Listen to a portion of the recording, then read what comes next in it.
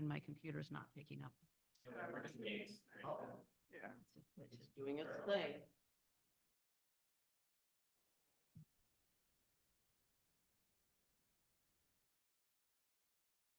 My computer's not. Okay, we're on announcements, and I would like to remind the community that the pool is open as of Saturday at 9 a.m. and it looks like it's going to be cold and rainy, but it's a tradition here that it be cold and rainy on Memorial Day, so that's a good thing. We have a great new lifeguard staff, and the pool looks very, very beautiful. So please come on down, and hopefully at least one of the days will be warm enough to swim. Thank you. Thank you, Joanne. Any other announcements? Okay, hearing none, we're going to move on to item number 3. It's property owner comments. Do we have any property owner comments tonight? Okay, hearing none. Move on to item number 4 is the consent agenda, which is the 4A is the meeting minutes from April 25th, 2024 as submitted. So, Sonia? yeah, can you hear me? My microphone's doing weird. I just have a question. So on part of that, it says, I'm not sure I have an issue with the minutes. I just needed to ask you guys something. So it says on there about the appointment of the safety committee members, but was the second board director appointed? Because Rob said in an e-meeting that Timey was appointed as the second director. But did that happen that night? Because it doesn't show on the minutes. I know it was Lori and me.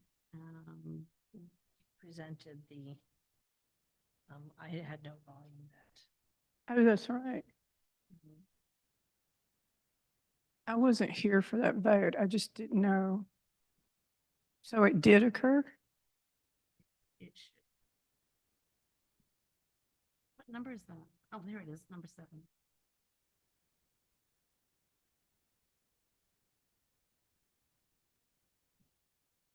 I think when it was discussed was when we formed the safety committee. This is just them adding members after it was formed, and I think that's a meeting before. Yes, I think so. You're right. But I went back and looked at that and it doesn't show either. Like, it shows Lori, but it doesn't show timing. That's why I was asking. I'm good. I I mean, would it have, was I can mentioned, go that's check how it- those minutes. Yeah, I realized it was mentioned. That, like I said. I will check those though. Okay. Well,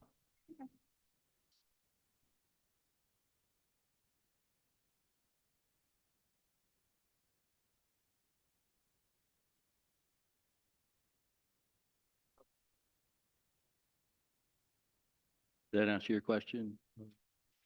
Mhm. Okay. And then you're going to check that and bring that to the next meeting? I will. Thank you, Sonia. You're welcome. So what's the motion on the meeting minutes at this point? I'd like, We've clarified that that was actually the additional member, not the question person. That's correct. We can go on and approve that. yes. Okay. Well, wait, can we approve that or they need to come back? They're coming back, right? Well, this doesn't say, this just talks about the additional members, not the directors. So as far as the minutes here, it's correct in that we did vote for Judy and Colleen and Ed. Ted Wang. Yeah. Yeah, so I think your question probably pertained to the prior meeting, which they need to answer, but I think the meeting minutes are okay for this one. Is that correct? I'm understanding correctly? I believe so. I believe it was on April 25th where we brought the finance committee, safety committee. Sorry, been a long day.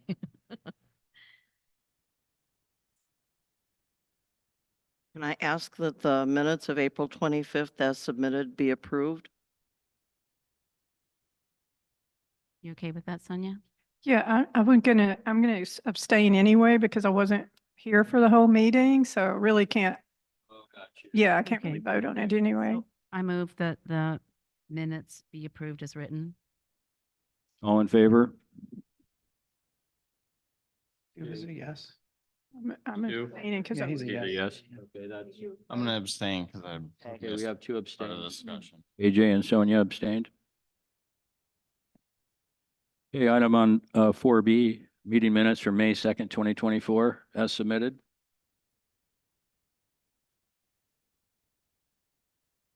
Move to approve the minutes. Second, Second. all in favor? AJ? Stu was a yes. Sorry, I didn't hear what we were voting on. We were approving minutes from May May 2nd. Oh, okay, sorry. All right. Okay, that's unanimous. For the May 2nd, was unanimous. Okay, on to item number 5 is the financial report, the March financials and capital project reports from Joel.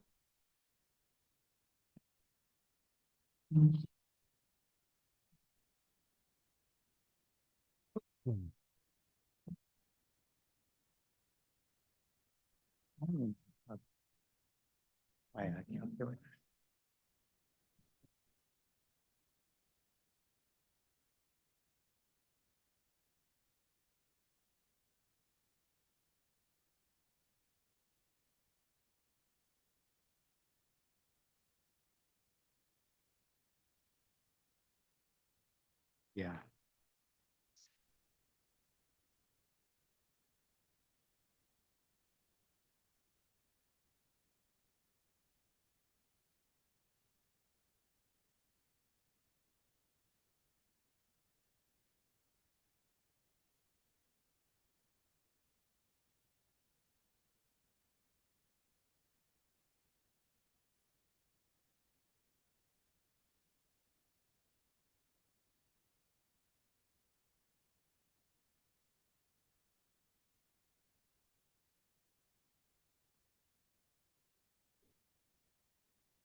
Yeah.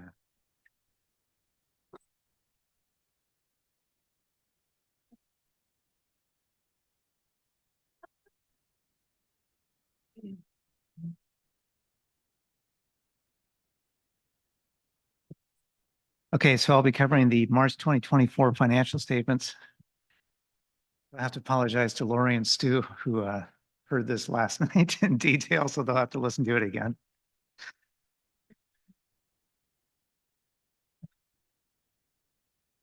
Okay, so basically exactly how I covered it last night. So the balance sheet, I think really the only real notable item to point out, because obviously this has March 31, 2024, and then December 31, 2023, so the most prior recent year end. And then remember last month how the board made the motions for that Cat 420E backhoe to bolster or to bump that up from the latest billing that we got or from the exact billing. And then this is where you can see, so you made the two motions. One motion was to increase that capital project code by $32,799. And then the second motion was to transfer money out of operations to capital, which basically nullified the increase of the $32,799. So basically long story short, this cash amount for operations right here did not change because of that. So the cash amount stayed the same. And then you can see the transfer out right here, 32,798 or 799 from operations. And then the transfer in 32,799 into SURF, well, capital, which is SURF in this case. So yeah, long story short, like I said, mathematically, the bottom line is the cash amounts for both SURF and operations at the end of December 2023 remain unchanged because of that.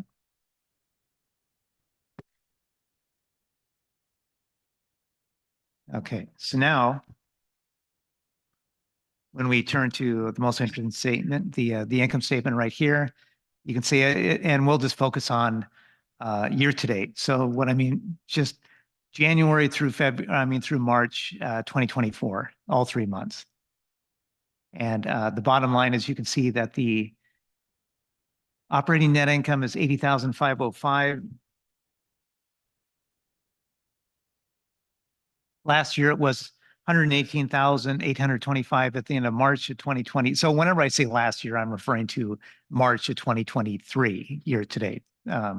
So we were 80,505 at the end of this year. At the end of last year, we were 118,825 for this month for March.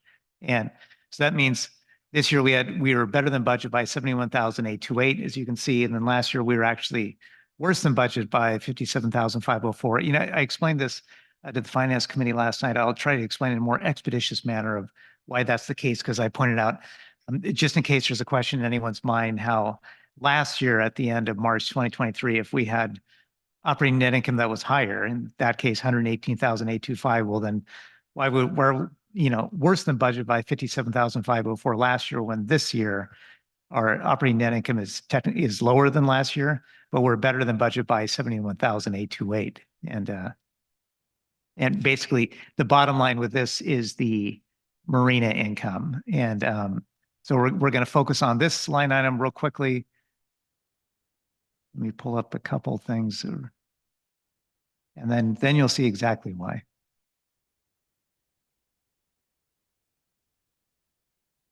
I'm just going to have so I'm going to be able to compare real quickly Marina 2023 to Marina 2024. Okay.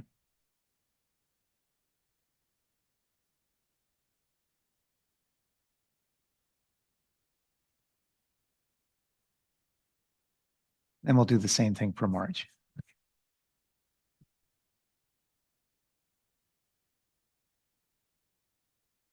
Okay. So you can see, let's just start with last year.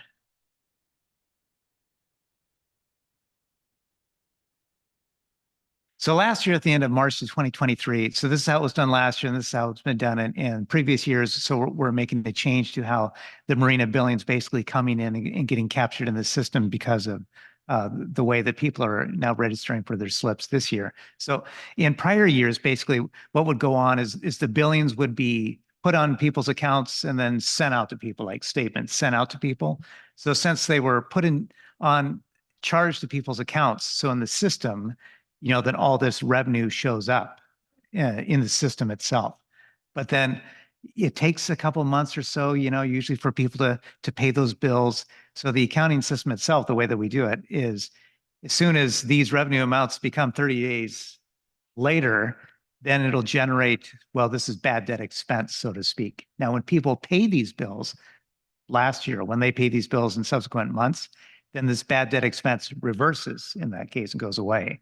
So by the end of the year in 2023, you know, all these bills were paid by people for the slips. All the bad debts went away in that case. But where I'm going with this is you can see how the bad debt expense becomes a component of the variance last year, how it's taking all of these revenues right here. And then you have this bad debt expense component, which nullified those revenues. So basically last year, when you see 43,962, well, that's showing you how many payments that we actually got at the end of March for all of those bills that went out. So that's the handy thing about that, is you can still see how much we actually received in checks coming back to us as people paid for their slips.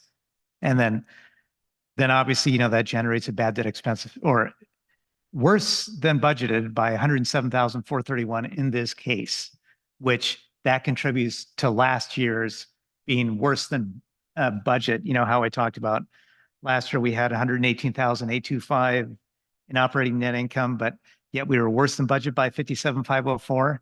So then if I go back to this income statement here for March of 2023. Okay, here we go. So you see this? So you see that 107,432. So that's leading into why this thing is flipping negative like this in this case. So now if we fast forward back to this year, we come back to the current time. So we're doing things differently this year. So we don't just put it in the system like last year and then send out the statements and then people pay it. So people, I don't know, Joanne, if you wanted to explain. This year, we chose not to bill people in advance, as Joel has been explaining, because in past years, people would pay the bill and their slip was effectively renewed, but they hadn't necessarily turned in all of the appropriate paperwork that should accompany the renewal of their contract. For example, we had people who haven't re-registered their boats since 2020.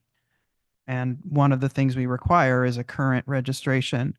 We also require that people share with us a copy of proof of insurance so that we know that all the boats are registered and insured. We ask for a picture of the boat so that we can identify it, and a couple of other items that need to be turned in to renew. So this year, since we didn't renew the contracts by sending out the bill, we were able to have a little bit more leverage with people and require that all of the documentation be present before we would accept payment and consider the contract renewed. And by doing it that way, all of our contract files are complete when audited, and we know that all the boats are both registered and insured. Yeah. So, yeah, so long story short then on that is when someone actually comes in with, well, which they did during the registration process, when they came in with all their paperwork, they also came in with their payment in hand. So then when it was charged to their account, so was the payment at the same time. So that's why you don't see bad debt expense. Actually, here you see a little reversal of past years, we're recouping some bad debts. So that's basically the key difference of why there is a difference there. But now you can see this year how much, $33,257 worth of marina dry slips, wet slips, combos. That's how much was renewed by the end of March of 2024. Since we brought it up, I just like to say that the pace was slower for renewals this year. We did have a significant increase in the cost for wet slip renewals, and people delayed paying because it was a larger amount. Many people told us they were waiting for their tax return. If they were getting a refund. So while the pace was slower, we were only slightly above the average for the number of wet slips and dry slips that did not renew. We had a total of 11 previous renters of wet slips who chose not to renew. At least one of those was a non-resident, and as you recall, their price went up quite significantly. In addition, because we have the new launch dock, 2 other slips that had been reserved for tying off when you had launched your boat so you could actually walk onto it have become available. So we have a total of 13 wet slips that we're offering to people on the wait list. We've got in hand 3 contracts, I believe, for new wet slips. So they're being accepted and people are paying. We anticipate by the end of the first week of June that we will have filled all of the available slips. Thank you. Yeah.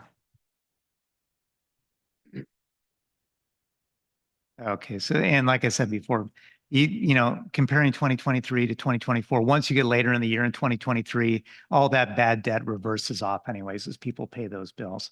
So we'll still be in the same position, so to speak, bad debt wise, in terms of that basically nullifying itself.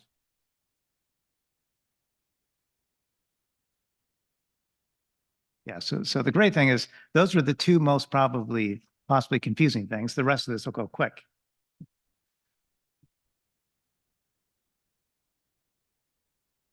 So I talked about, obviously last night, I always talked about the collection rate at the end. So obviously we budgeted for a 95% collection rate for the year 2024, and we're already tracking 96% year-to-date collection rate for the end of March 2024. At the end of March of 2023, and last year was a great year too, collection rate wise. So we finished out at the end of December 2023 year-to-date. Last year we budgeted as well 95% collection rate, and we finished out at 97.9% collection rate last year. So just keep that in mind. So at March of 2023, we were at a 95.5% collection rate at the end of March of 2023, and we still finished out that year in 2023 at 97.6. So you can kind of see that trajectory, so to speak. So where I'm going at with this is we're better this year at the end of March than we were at the end of last year at the end of March, which is great. Which is fantastic. And I said before, again, I'll just quickly say it in terms of what that means is for every 1% that we get in, in this case, if we finish out the year at 96%, but our trend is it'll be higher than that, obviously. That means ops would get an additional 26,600. I'll just round these numbers, 26,700 more than budgeted. Surf will get 13,500 more, roads close to 14,000 more, and mailboxes about $250 more than budgeted. For every 1%, obviously we can only go 5%, above 95%. But that's what that means in terms of the bottom line.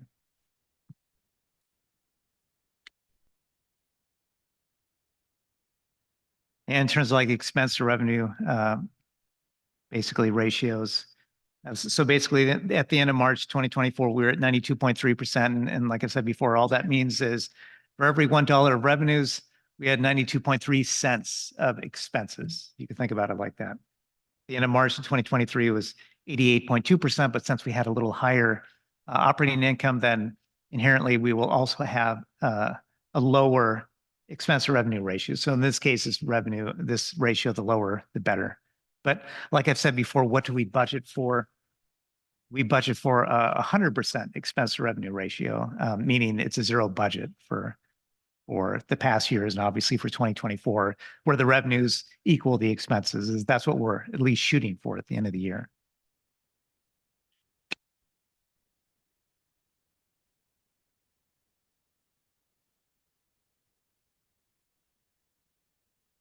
Okay, so the next page, we'll just cover two quick more pages, and that's it. This is the capital reserve funds page, and obviously SURF, the big funds, SURF, roads, the most talked about funds, UDR. That's what, we hit the most when capital requests come in front of the board. Each one of these funds obviously takes board approval to spend out of these funds through motions. And you can see SURF, obviously we start off with the balance sheet cash in the end of December 2023, and then all the additions like dues money coming in. Here's that transfer, that 105,600 that the board approved to transfer. Then basically the expenditures, all the checks that we cut for projects and loan payments and so on and so forth that are approved to come out of SURF. Then this bottom section is just a 9-month outlook in this case, which is just, here's our anticipated dues coming in at the 95% collection rate. So we're on track to be better than this, obviously.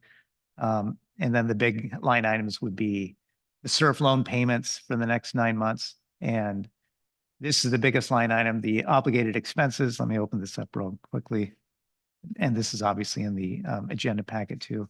Since every quarter we include this capital reporting sheet here, which shows you all the approved projects that the board has approved and all the amounts left over or that we haven't cut checks on yet. And then you'll see some of these with these red dots on here. These are all closed. All these sort of things are closed as we speak in the system. So next month, anything that has a red dot on it, you won't, or the next time this report comes out, you won't see those items. They're closed, they're removed, and capitalized into fixed assets. So basically they went from construction in progress to a fixed asset line item. Then they'll be depreciated as of the month they were closed. But there's that 1.9 million right here, or like, here's an easy one, like the Clubhouse HVAC, is approved 22,176. Obviously we haven't cut any checks for this as of the end of March. That's why the obligated amount is still 22,176. And then if we go to this one up here, fleet replacement, approved 90,480. We've cut checks here for 72,906, which means we have 17,574 still left that we could pay out for this approved line item, which contributes to this 1.9 million. And then if I go back to the financial statements, there's that 1.9 million right there. And it's the same drill for roads and UDR as well. You'll see for UDR now we're obligated 66,810, and that's because back in March, you added on the hazardous tree removal, 55,000 approved hazardous tree removal right here, and that's contributing to this 66,810 obligated, which is the amount that I just highlighted.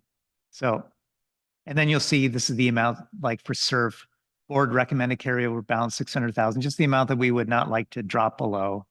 And then that gives us, so this is why this sheet becomes handy for projections.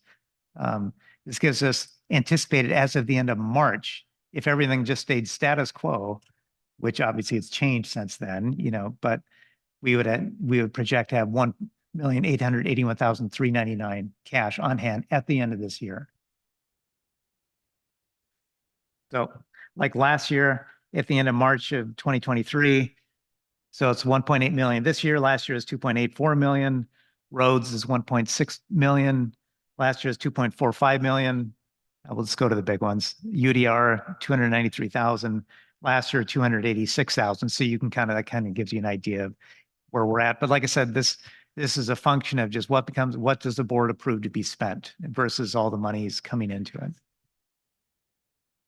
Last page that we'll quickly turn to is we will turn to the, okay, so now you're seeing the income statement again, but like I've said before, this is now broken down by department, so you can see how each department contributes to that 80,505, and then there's the better than budget by 71,828 that I pointed out. Then you can see how each department contributes to this, and the only real department that's dragging it down, so to speak, is ACC Security. You'll see worsened budget by 14,934.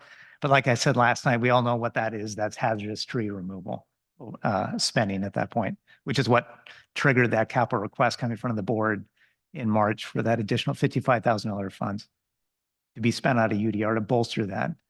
Now, if we focus on golf right here, so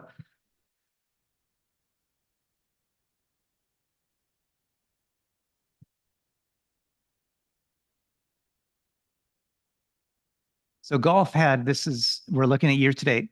Golf had 301,354 in revenues.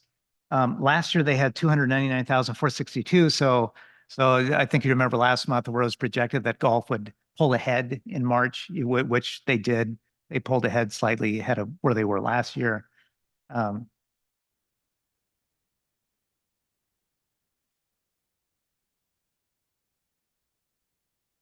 And then actually looking ahead to, I can tell you this, looking ahead to April, like the April numbers that are in for golf. So it looks like they slipped behind by about close to $8,000 year over year from April of 2023. I think, Joanne, did you want to say anything more about that for the? Yeah. A very large proportion of revenue, golf revenue in the first 2 months, even 2 months of the year, even into 3 months of the year, is the purchase of memberships, which are then used throughout the year. But after that, it's about the rounds that are being played. And one of the things that we know about April is that it was much, much rainier than it was this year than it was last year, and golf is very weather dependent. In addition to that, the very severe cold that we experienced this past winter damaged several of the greens. I think we had 5 of them that were out of service. This was experienced by all the courses in the area. I think Avalon down in Skagit was the only one that did not experience dieback on the greens. What that meant was we set up temporary greens and reseeded the regular greens, and that very much impacted play. And to encourage people to continue to come out and use the course, even though the greens were under reconstruction, so to speak, discounts were offered on the price of rounds. So in addition to having the bad weather, every round that was played was paid for at a discount. So considering how close they came, it's actually quite an achievement. And the good news is that all of the greens have been reopened at this point. Our turf care superintendent, Greg Wadden, is the consummate professional, did everything necessary, and we are now being described as the best course in the county. Nice. So it's really very a very significant achievement, and we should be proud of them. And it's a brand new team, you know, because Brian retired, and we have a new director, new head pro, and a new first assistant running the golf shop. So they're really doing a great job.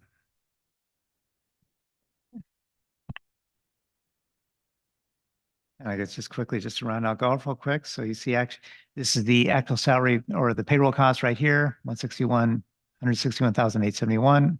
All other expenses for golf, 98,736. Those two added together, 260,607 total expenses. Last year, it was 248,272. So their expenses are up by about 12,335, but obviously that's expected with the increase of labor costs and so on and so forth. So they had close to about $2,000 more in revenue year over year, which means they finished out the year with a net operating, finished out March, sorry, with an operating net income of 40,747. Last year it was 51,190. So they're pretty close to where they were year over year at the end of March. But I think and Marina, obviously we already covered the important highlights of Marina. So I think that pretty much that covers it pretty well. If anyone had any questions about that. Linda, you have any?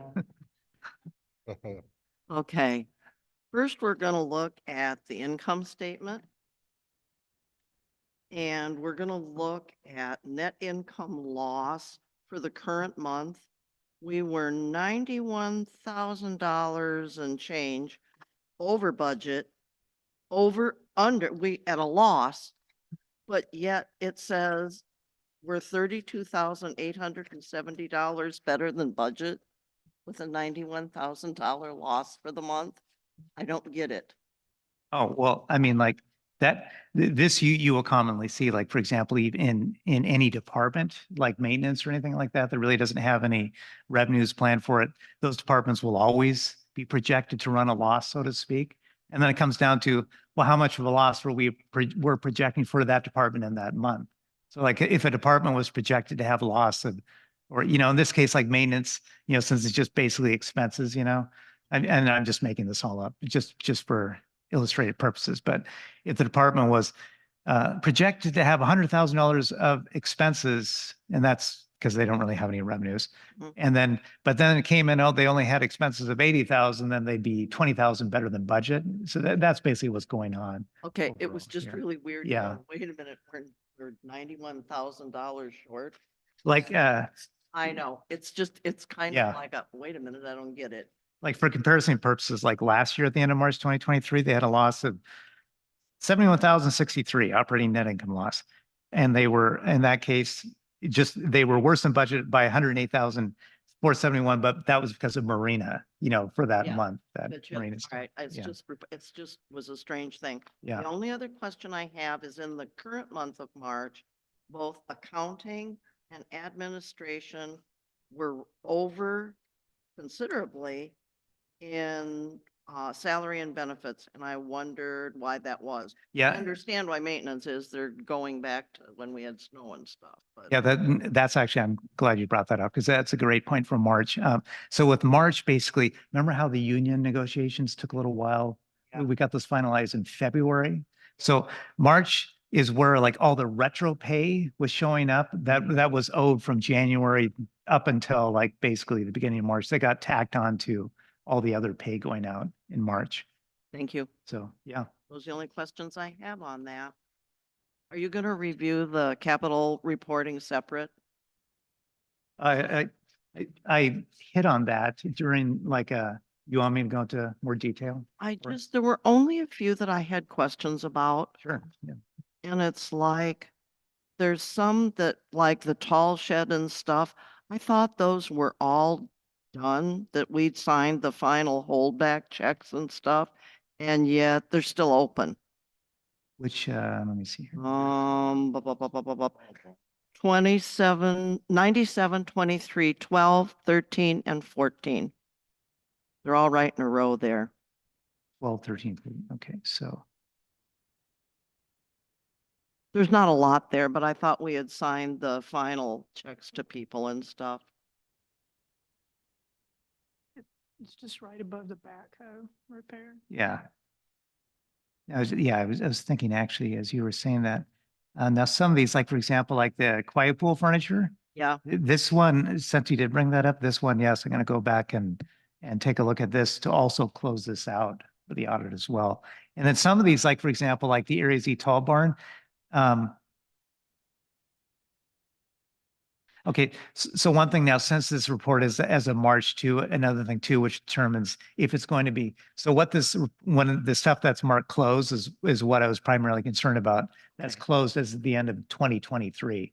So if I see additional expenditures of this popping up in 2024, then it's going to be closed in 2024. But with the one exception that you brought up about the quiet pool furniture. Yeah. That one, Because most Yeah. definitely it was bought, paid for, and Right. everything was closed out in 23. yeah. That we purchased and got that stuff for, before the end of the pool season, I think. Yeah. Okay. So. The only other question I have is about Southern Court. Has been open since, oh my gosh, a long time. So why are we just leaving it open because it's possible there's still going to be issues there? That's Yeah. in under roads. That's being ongoing monitoring. Is there ongoing monitoring that comes out of that capital expense? Yes. That's all my questions, and I'm done if anybody has me.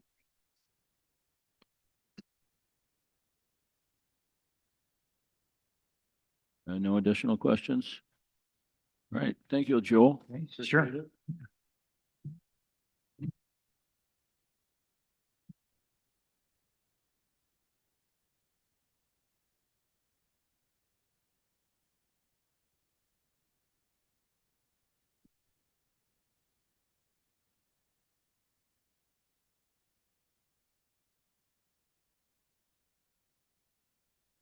Okay, we're going to move on to item number 6, continuing business. 6H, recruitment company selection and funding.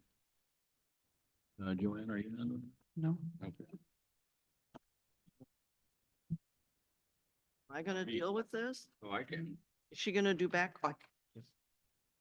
So we've looked at this same thing 2 weeks ago. And at that point in time, Rick pointed out, Director Asai pointed out that we were looking at 4 to 6 months to find a candidate to replace the general manager. So 2 weeks have gone by and we're not any better off than we were. Initially, in our discussions, the last time we were here, it was said that we would form the committee first and let them choose. I think we're wasting time. Maybe that's foolish on my part to believe that. But if we just first appoint the committee now, we wait another 2 weeks for them to find someone, we are now a month short into that 4 to 6 month period.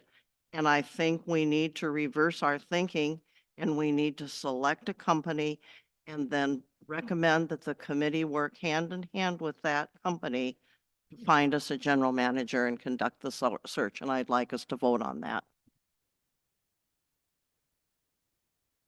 Not exactly what I was expecting, but that's fine. We'll open up discussion. Happens when you ask. Yeah, yeah. Does anybody have any additional comments before we get to this? Rick? Yeah, so I don't know what you're anticipating as the next step. I mean, other than having a discussion about choosing one of these, possibly choosing one of these groups, right? Looking at these different search firms, I think they have areas of expertise in seeking individuals. For example, GSI, I think, is very strongly oriented towards a club, whether it's golf or yacht or tennis. I can't remember all the other ones, but the end. It looks like they have a very strong performance guarantee as well, 2 years. They also offer supplemental advisory support to help the candidate succeed in leading the organization. But the one thing, so what I'm getting at, I guess, is I think we have to decide what direction are we looking to move the organization. Are we going to try to I don't know that we fit that type of a club direction. Even though I like the 2-year guarantee kind of thing. I mean, that's very attractive. And they have representatives that work around the country, divided up by regions, but they're not close by.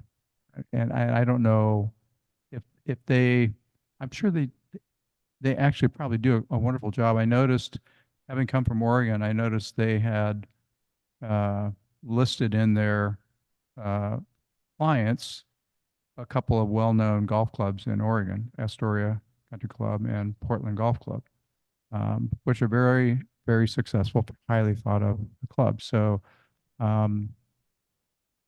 there's something to what they do. I mean, and I think they probably do a good job. I just question whether or not that's the direction we want to go. I liked what I saw from Rothman, I think it was. They seem to be fairly local. I love the description one of the projects where they had just hired or were seeking to hire someone for an island community. I think it was the way they described the setting here. I just think, yeah, well, that really describes what we have here as well, very, very similarly. I think, so, I don't know, I would tend to lean towards Rothman myself, but that's my 2 cents. I have a point of order. Go ahead, Sonia. So the board determined that we were going to wait and choose the GM search committee first and then do this. That's a decision the board has already made. You can't go back and then now revisit a board decision like this. Well, we did talk about that. You're absolutely correct. We never voted on that. There was no motion made for that. The concern obviously is the time, right? That's the time that we're concerned about, is how much time it's going to take to form the committee, get the committee. Then you're going to do the same legwork that's already been done to basically come down to 4 companies and select one of these that are already here in front of us. So, It sounded like the board reached consensus, which seems to be a continuing issue here, that we're making agreements, then they come back and we're revisiting them. And because you guys are deciding that you don't like what the board determined. I mean, I guess, part of the concern is that we all agree we're in a bit of a time crunch. And when we decide to vote as a board for one of these companies, I think it's really beneficial to have everyone on the board come to the same consensus. I mean, I know we're missing some people, but a board vote on which company to go with, I think, is better than just a subgroup of the board. So I think it's an opportunity for us all to give our opinion and then vote as a board. I don't disagree that with the fact that the board should make the final decision on who the company is. It's just a matter of the determination of, are we going to put it out to other companies or not? And that was kind of where we left it. I didn't review these again because it was my understanding that we were going to be doing the search committee first. Linda. I think actually what happened at the last meeting, and I'm trying to remember, is there was 8D, which was to select the company, and then below that there was the GM search committee. I believe Director Tischleiter started speaking to the search committee and appointment of members and said, and we actually did make a motion on that, and it's in those meetings minutes, or will be when Morgan gets done with them. But we actually made that motion, and that motion's there to form the committee. And because we decided we were going to form the committee at that time, that took precedence. We never made any motion, any discussion for the recruitment company selection and funding. And that's kind of where we left it with. And so we never actually voted, but we did make a motion to form to form the committee and that we needed a resolution for that. And AJ made that motion. Thank you, Linda. Any additional comments, Rick? So, so we have A, B, and C under 6 having to do with the search committee, right? Right. Selecting a company, The search forming a committee, and the search committee resolution, which, so I don't have a problem forming the committee first and then voting on who, if we can still do it all at this meeting. Yeah, it's happening anyways, yeah. I mean, so if we want to form the committee first, we could. Thank you, Rick. Stu? Yeah, I was actually just going to make the same point. Rick, can you hear me? Can you guys hear me okay? Yeah, I was going to just make the same point that Rick just made, which, pardon? You're up, Yeah, I Stu. was actually just going to make the same point. Rick, can you hear me? Can you guys hear me okay? Can you guys hear me? I was going to just make the same point that Rick just made, which, pardon? You're up, Yeah, I Stu. was actually just going to make the same point. Rick, can you hear me? Can you guys hear me okay? Can you guys Yes. hear me? I was gonna. This is interesting. I'm getting a real delay here. So anyhow, I was just making the same point that Rick was making, which it does address part of Sonia's concern. And you know, we did decide to form the committee first, so we should form the committee. And then we could have the open discussion about the companies that have been brought forth. Thank you, Stu. We want to put a motion up to, we want to go to item 6B, bypass 6A currently. We'll come back to 6A and go to 6B. Is that this or the motion that someone wants to make? Yeah, I move that we form the search committee, the GM search committee for discussion on the recruitment company selection. Get a second? Second. All in favor? We didn't get that. No, I'm not in favor of that. I think we should just get this. We're already talking about it. Just finish this discussion, then move on to the search committee. It's not going to make a difference in the end. So, Lori's opposed. Stu was a yes. Stu voted yes. Stu is yes. So that's a majority.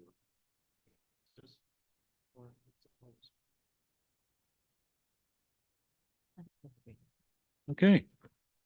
So we will take up item 6B, the GM search committee resolution.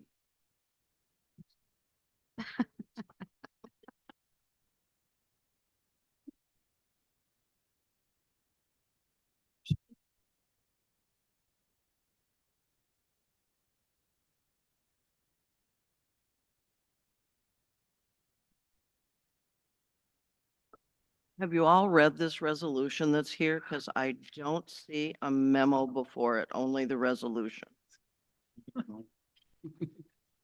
It's after What? the. You can have mine.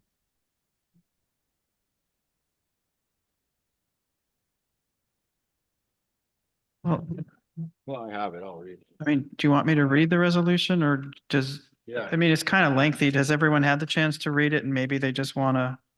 Do you have any comments on the resolution? Did everyone read it? What page in the packet is it? Yeah, that's exactly. It's after the. It's after all the proposals. This one, right after the one Oh, that has a after those, okay. Port of Bellingham engineering program manager picture.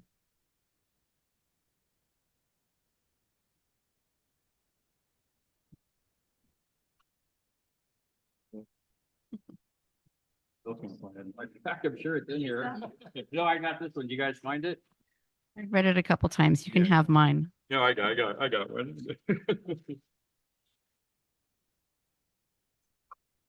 They're not numbered.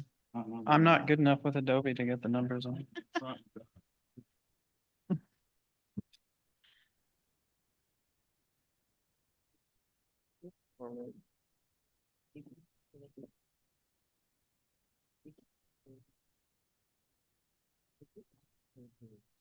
I don't know. Got it now. All right, go for it. Are we gonna read the whole thing? Do we want me to read it out loud, or do we have any questions or comments regarding it? Has everybody able to read it? I read it.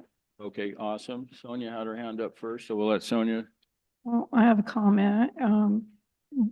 This document actually already has nominated, or it is proclaiming that Taimee Vanderpolder and Lori Robinson are part of the GM search committee. The board didn't take that action.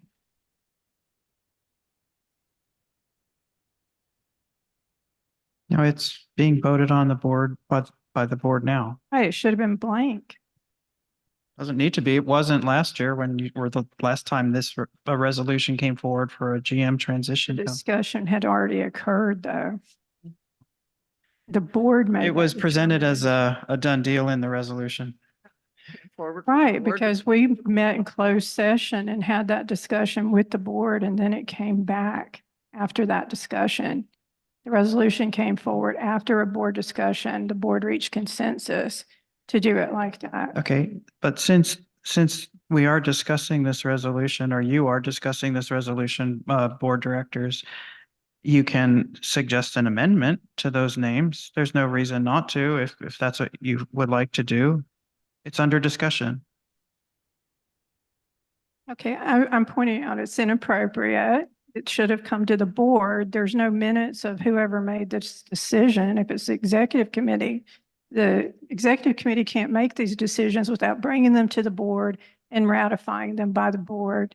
The other thing is that there's no minutes of whatever this meeting was where you guys made this determination. And Linda?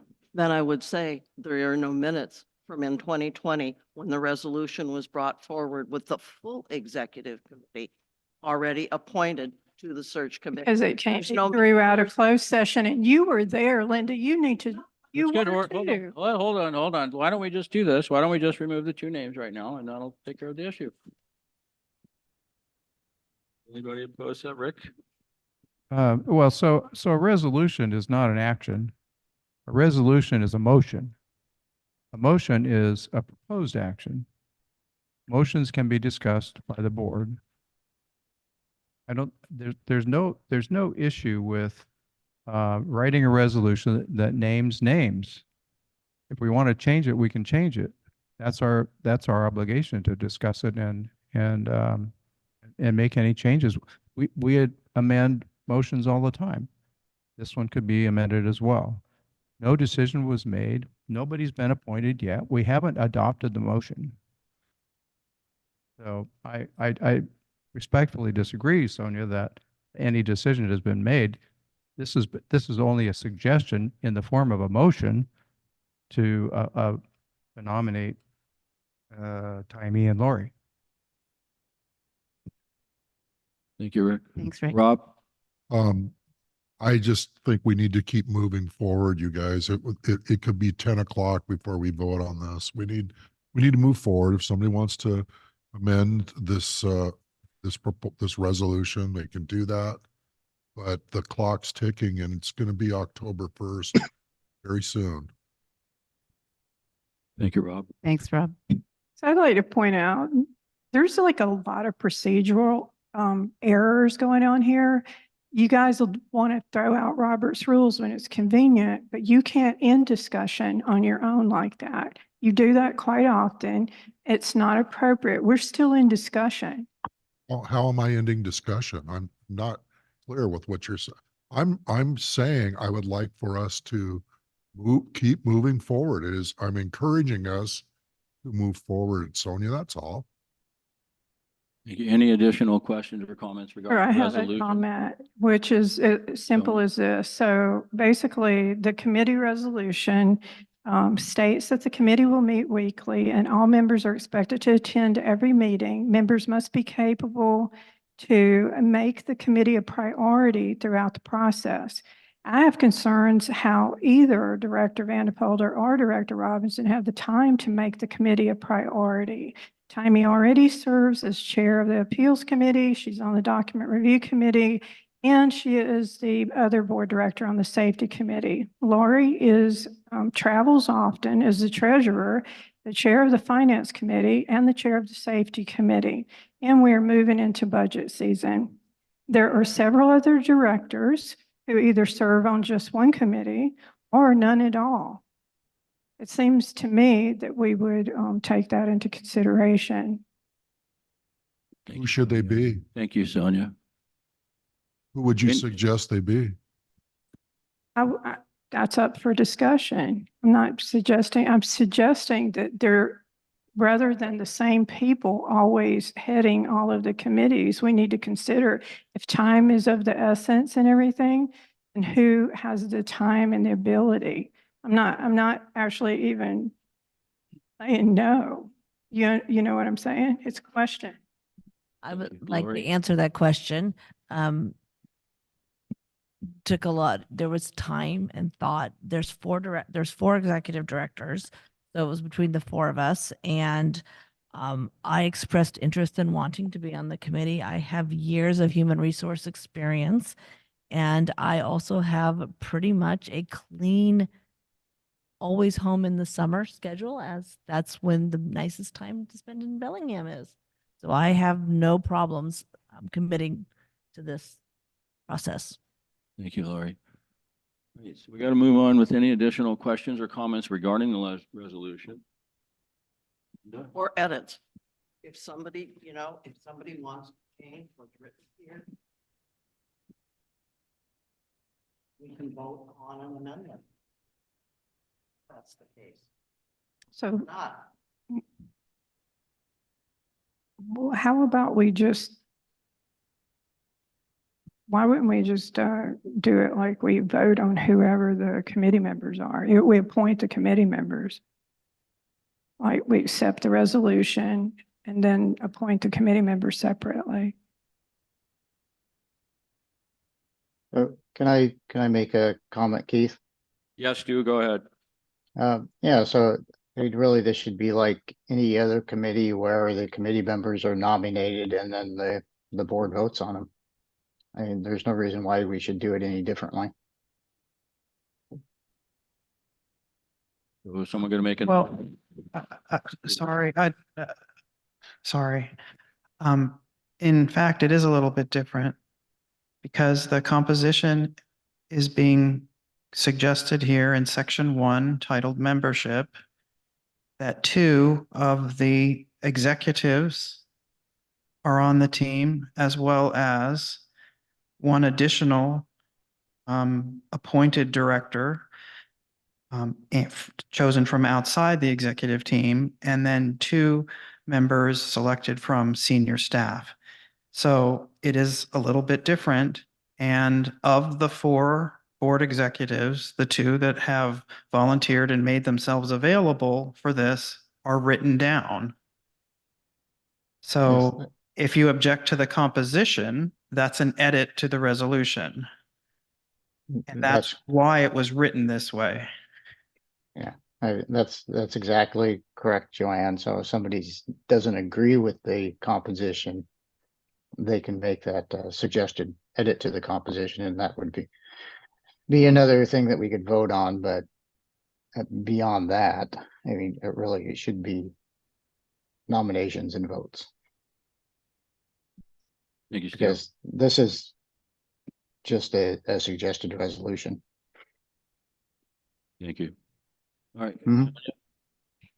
So maybe before we alter anything, maybe perhaps we ask who all would be willing to serve on this committee, and that might save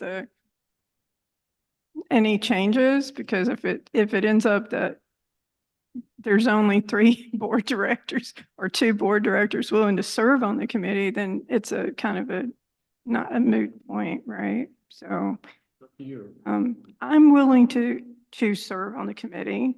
There are 3 board positions. So is anyone else volunteering to serve on the GM? Right now, we got to establish a resolution to form the committee, then we'll establish the members. Well, I guess my point is I'm just trying to save us from altering the resolution if Well, that we end up not, Then you would need to say that you want to We need to make a vote. motion to change the membership clause. okay. Somebody, that or I it think- stays the way it is. I think what Sonia's, You could vote on, like, elect the people. I think what Sonia is saying, and correct me if I'm wrong, is that because there are 2 separate, we vote on the resolution and then we vote on the members, is that if there's only 3 people total, 2 executives and 1 other board member who wishes to serve, then there's no need to even consider changing the resolution because it's going to come out the same way it is. However, if every single board member wants to serve on the committee, then we might want to amend the resolution and then nominate and vote on members. So we're just trying to cut out an unnecessary change to the resolution by just putting our feelers out first to see how it would come out in the end. So the way I'm looking at it, if we adopt the resolution as is, then if we all vote to accept that, then at that point, we then appoint the other non-executive board member. So first we vote on the resolution, then we vote to see who else is on the committee. But that just locks us into, that's what I'm saying, like, it's really going to depend on if anybody, I mean, can we just not make like an informal just inquiry? If anybody else wants to be on the committee? I'm not eager to serve on that committee. Thank you. I'm not seeing anybody else looking like they are either. I do not have the time. I got work stuff over Or- this period, so. Yeah, and we all know that I'm kind of Yes. pressed for time, although It sounds like nobody else. Who's, who's trying to weigh in? Sorry, Go ahead, Steve, Stu. go ahead. Stu, you had something to say? yeah, I'm just saying that, even though I would like to be on the committee, I really don't have the time to meet every week to be on the committee. So I don't want to be the gating factor of things moving forward. So it probably would not behoove the board to have me on the committee. Let's see what Rob says. Why are we we're doing 6? I think we should stick to our resolution, make a motion on the resolution, either amend it or make the motion to approve it, and then we move on. I would like to I think make they're a- just trying to get some clarity on who actually is willing or wants to serve on the committee so we can make an informed decision. It doesn't though, because it eliminates the potential for open positions. But if there is no one else that wants to do it, which it appears to me there isn't anybody else that's wanting to do it, is that correct? Rick, I believe you're- I'd be willing to serve on the committee. So I move that we vote on the resolution to establish the general manager search committee. Second.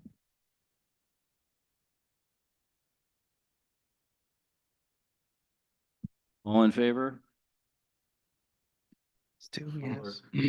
Oh, I had a question on the, We're voting right now, real quick, sorry. not gonna allow discussion on a vote. Go ahead, what's your question? Well, it says in the membership, the committee once formed shall vote to designate the chair of the committee. Normally, the board appoints chairs to the committee. My thought. That was taken from the previous search committee, which is exactly what that previous search committee did. Thank you. All right, let's continue with the vote. It's not uncommon for committees to elect their own chair. It was, Okay, so did that pass? all in favor of the resolution?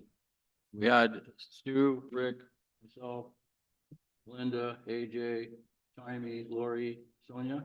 I'm just abstaining because of this membership. You're abstaining? Laws and- Okay, no worries. All right, Sonia's abstaining.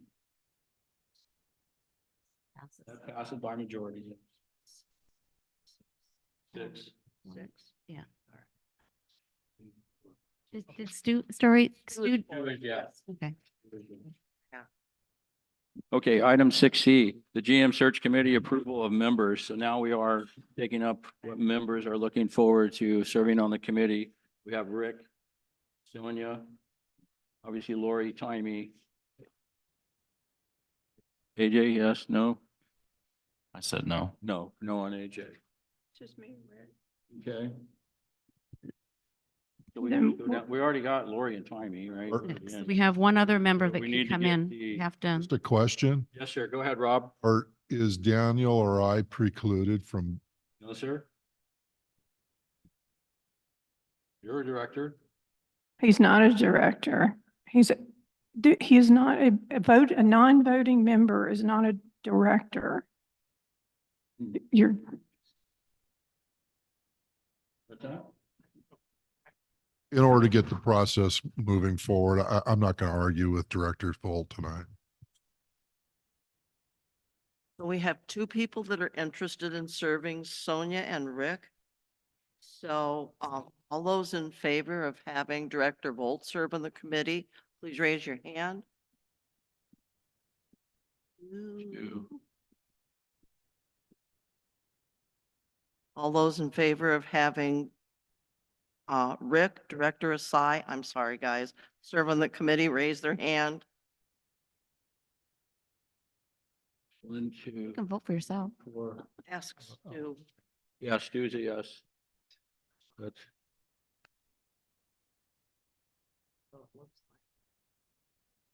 so how are the staff appointed?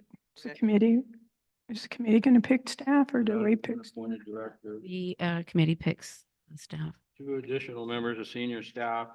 I nominate Joanne. Well, it says here the committee has to The pick. committee will do it once okay. they're formed. Yeah. They need, so the All next, their next Well, you step, know my nomination committee. I know. The next step is for them to, once formed, shall vote to designate the chair of the committee. Do you guys want to do that now or wait until you have your first meeting? We can wait until we have our first meeting, I would think. Just move on. It'd kind of be good to do it now because whoever is chair is going to be responsible to select when the meeting's going to be and make arrangements with those on the committee to be able to be there to participate. So I really wish we'd pick a chair tonight. Rick, would you like to be chair? Sure. Do we need to vote on In favor Yes. of whoever- The- well, The committee selects the committee- chair. that? All right, Rick, congratulations. Thank you. So- Thank- So Lori, are you in favor of Rick being our chair? I am in favor of Rick being our chair. I think he's a great chair. Okay, so it's unanimous. You're the chair. Absolutely not. Okay. Moving on to item 6D, ACC policies and procedure. Are we going We to have go to go back? Are back. we going back to 6A? Excuse me, thank you. We're going to go back to 6A, recruitment company selection and funding. Get a motion. I would make a motion that we select and vote on the different companies that we have before us here.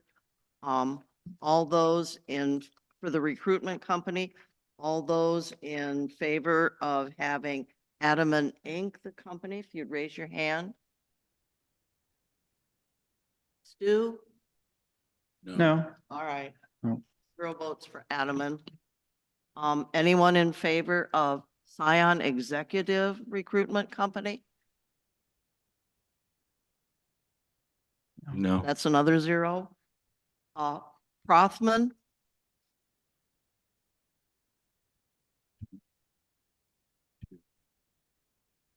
See what 6. Stu-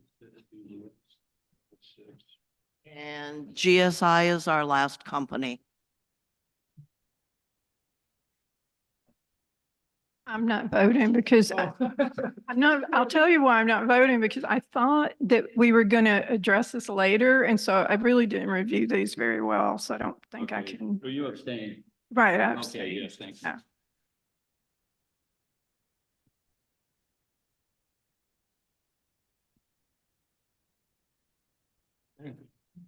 So Motion passes. So we're going with. and we should do that. Let's do the motion that's in here. Go ahead. I make a motion, move that the SVCA Board of Directors select Rothman as their recruiting partner for the GM search. Second.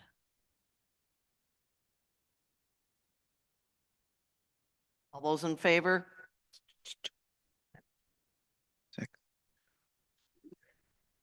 Okay, that's it. Approved. Okay, thank you for correcting it. All right, now on to item 6D, ACC policies and procedures, the attorney recommendations. Thank you. Joanne? The purpose of this memo is to inform the Board of Directors of the results of attorney review of proposed AC policies. On April 25th, I asked the board to review and approve proposed changes to the architectural control policies. At that time, the board decided that they needed more time to consider the many changes and asked to postpone a vote until the attorney's comments were available. SVCA's attorney has now reviewed the proposed changes along with the questions that were raised by Director Volt. This memo summarizes his response.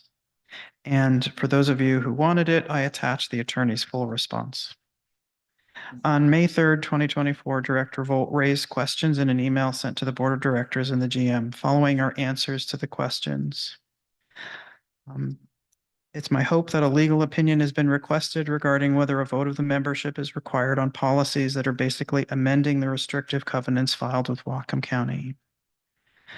A summary of the attorney's response to that inquiry. This particular document was recorded, but it is not enforceable as a contract because not all owners in SVCA gave their consent for this document to be recorded. In fact, there is no showing on the face of the document that even one owner agreed to it, nor does it constitute an amendment to the restrictive covenants, as there is no indication that the appropriate procedure to amend the restrictive covenants was followed. As such, in my view, the document is irrelevant and of no force and effect.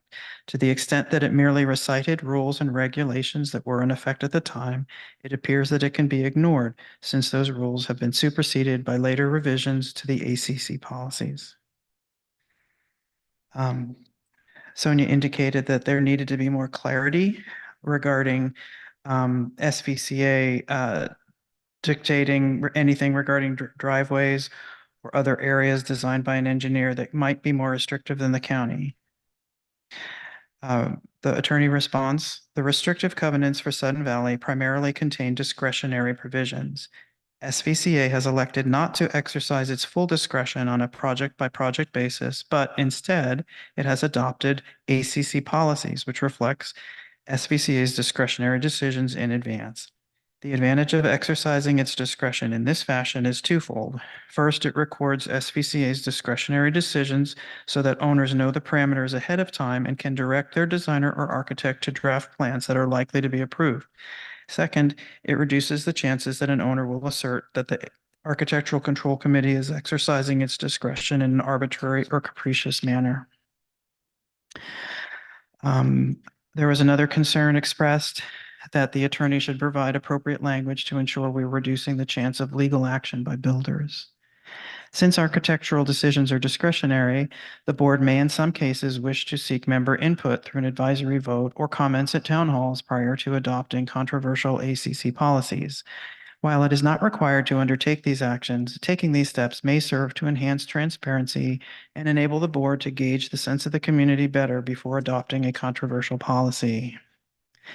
The board will need to consider the effective date that should be set for changes to the ACC policies. Since SVCA has memorialized its discretionary decisions in the ACC policies, owners will have relied upon those policies in lot selection, design, etc. Admittedly, every member is on notice that SVCA may revise the ACC policies at any time. And SVCA is certainly free to make changes to the policies because, again, they comprise the discretionary decisions that implement the restrictive covenants. That said, SVCA should be sensitive to costs that owners may have spent in reliance on these policies. An owner who relied to their detriment on existing policies may be more inclined to sue if their permit is denied. If, on the other hand, the revised policies are published with an effective date in the future, such that all applications received after the effective date are governed by the revised policies, this will likely reduce the possibility of litigation.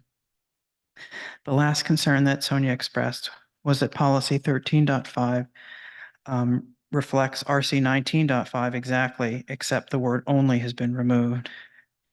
I provided a screenshot showing that policy 13.5 was not altered during this current set of revisions. That's the current document.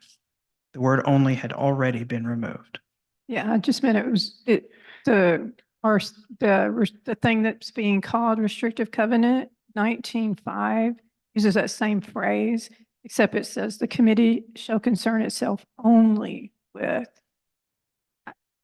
It's not a big sticking point. I just pointed it out because there was a discrepancy, but based on what he's saying, it's kind of a irrelevant point. If he doesn't consider those to be restrictive covenants. They're not based on Right, his that's opinion. what I'm Right, yeah, saying, okay, like. good. if So we that's agree the case, well, about that anyway. right. Awesome. So here's a bulleted summary. SVCA's restrictive covenants require owners to obtain ACC approval before commencing construction. The ACC policies were formulated and revised over the years, consistent with SVCA's discretionary authority. SVCA has elected not to exercise its full discretion on a project-by-project basis, but instead, it has adopted ACC policies which reflect SVA's discretionary decisions in advance. Since architectural decisions are discretionary, the board may in some cases wish to seek member input through an advisory vote or comments at town halls. Significant changes that will greatly alter the development of lots from current standards could be viewed as arbitrary and capricious unless SVCA demonstrates that the changes are reasonable, made in good faith, and are directly relevant to the interests, welfare, or rights of SVCA owners. If the revised policies are published with an effective date in the future, such that all applications received after the effective date are governed by the revised policies, this will likely reduce the possibility of litigation. SVCA should hold town halls. The board should adopt a resolution to define the reasons why these significant changes are being adopted. And so, to address those attorney recommendations, the following actions towards approval are proposed. First, to schedule a community meeting in June to present the proposed changes and elicit feedback from members. The 4 changes identified as substantive by Richard are including driveways in the lot coverage calculation, increasing side setbacks from 5 feet on each side to a total of 15 feet overall, reducing the maximum allowed driveway slope from 25% to 20%, and requiring measures to ensure the driveway remains clear of ice above 15%. And last, requiring homeowners to maintain driveway culverts instead of the association. We would then clarify the definitions given for keyways, ADUs, modular homes, and manufactured homes to meet published standards. Report back to the board on member feedback in July and request approval for the policy updates. We would at that point bring forward a resolution that sets forth the reasons for the changes. And last but not least, set an effective date of January 1st for these changes. I think that when considering the proposed changes to the architectural control policies, it's important to also consider the stated objectives of the Architectural Control Committee. The first is to create and maintain an aesthetically desirable community by encouraging sensitive architectural design of the individual residences, recreation retreats, signage, condominiums, commercial structures, and related facilities. The second is to encourage maximum creative architectural response to each individual site as well as to the area and region. Third, to protect individual property owners from the results of indiscriminate construction by others that would adversely affect surrounding property values and the general aesthetic quality of Sudden Valley. And fourth, to review plans for any single-family home or condominium planned for Sudden Valley and the setting of each tract, considering land use, environment, traffic, and amenities and other elements as delineated in the restrictive covenants. The ACC does consider each site individually and may grant variances when stated guidelines cannot be met. They work closely with owners, builders, and staff to find compromises that work in the real world. Because of this approach, it is unlikely that litigation would occur since we would know in advance if there is a conflict and be able to consult with legal counsel if it appears that an acceptable resolution cannot be found. Does anyone have any questions? I just have a comment. On the proposed actions to be approved, can we add, like 80, short-term rentals, in, so that way we can resolve this thing with short-term rentals and how they're defined and if we're even going to allow them? There seems to be a lot of confusion, around an ADU versus a mother-in-law suite that can be rented out. And so this is an opportunity for us to address that at the same time. I appreciate the sentiment, but if you consider those 4 objectives, monitoring and regulating short-term rentals is not among them. So I believe it's inappropriate to add that to this. I do have a response from Richard, and I'm collating other information to bring together in a similar fashion, where I will, share what Richard recommended and then have proposed actions that you guys can comment on. Okay. But I don't think linking it with these changes, it's not within their charter, in my opinion. Does anyone else feel differently or have other questions? Rick? Yeah, I have another question. It's just, maybe it's obvious to you. It's not clear to me. On the third bullet under proposed actions, I'm unclear what, ensure the driveway remains clear of ice above 15%. 15% of what? 15% grade. 15% grade. Yeah, so during the proposed community meeting, our intention is to have a slide presentation that shows examples of how some of these, the things that we're changing, how they affect safety and the aesthetics of a neighborhood and other things. So we have examples for why we would be proposing these changes. And for the driveways, the bigger the number of the degree above grade, the steeper the slope is. Right. And last winter alone, we had 3 instances of cars that were parked on a driveway that iced up and slid right into the road. So what we're saying is not that you can't have a steep slope, but that you would work with your architect or builder or both to take measures to prevent that sort of sliding. We also have instances, many of them in the community, where when we ask residents to bring their garbage in, they say, I physically can't because I can't maneuver the full dumpster up and down my driveway. So if someone physically can't walk up their driveway, I question whether that is safe. And that's why we're proposing that again, we set the guideline to be a little more restrictive, but through the variance process, we can make an exception based on the individual site.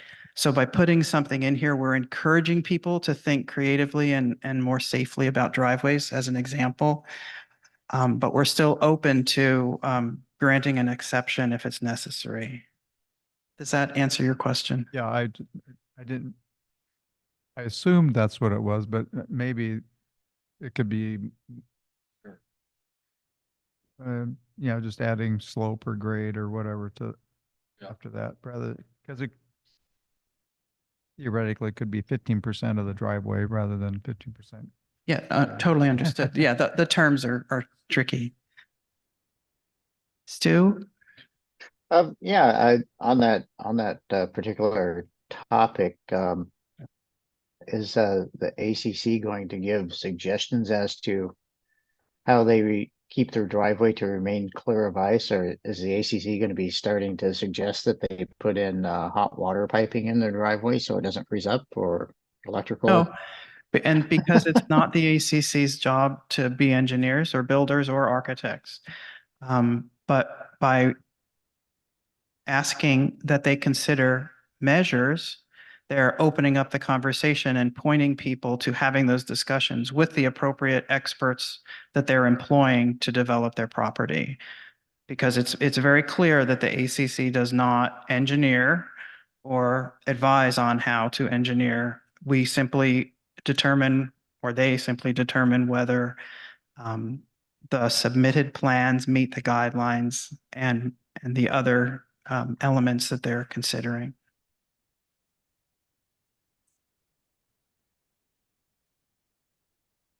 Thanks. Certainly, it's a great question because people always want to help, but it's important to maintain that boundary so we don't exceed our remit, so to speak. Are there other questions or comments? I appreciate this opportunity to have reported back, and we'll continue to do so as we complete the proposed actions.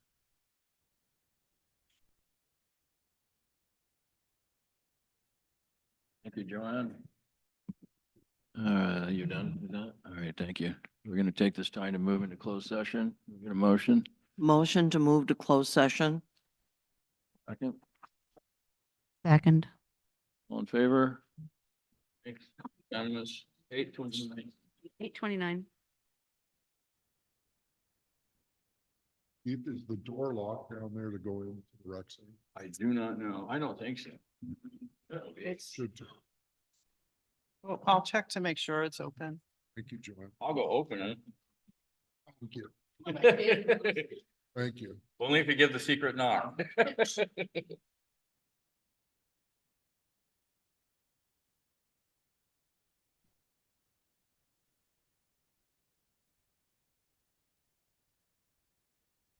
All right, I'll see you down there. See you down there.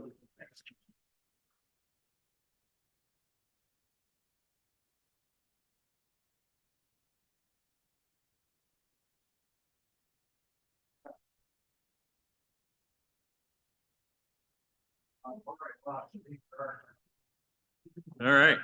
Thanks, Joel. Oh, yeah. Oh, yeah. Well, we got hopefully quick. Yeah.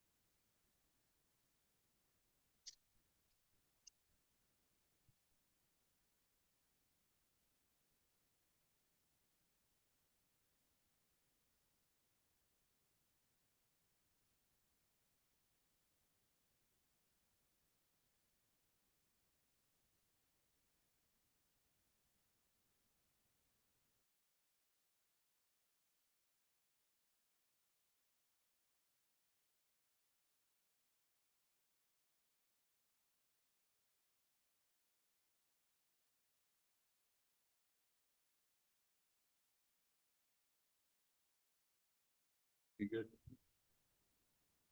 Okay, returning out of closed session at 9:40. I have to vote. You need a motion? Yep. Move to return to open session and come out of closed session. Second. Yep. I did.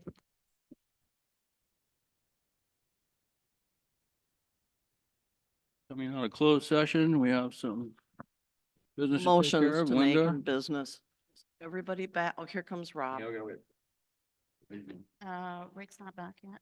And Stu? Okay. Stu, are you back? Is Stu back? Stu is back. I'm back. Yeah, Okay, waiting thank for you. Rick. We're waiting for Rick.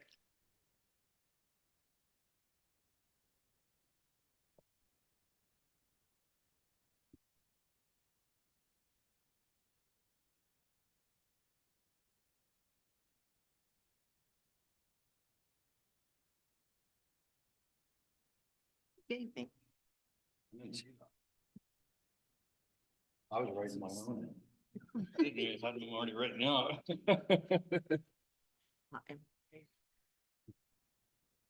You're the secretary.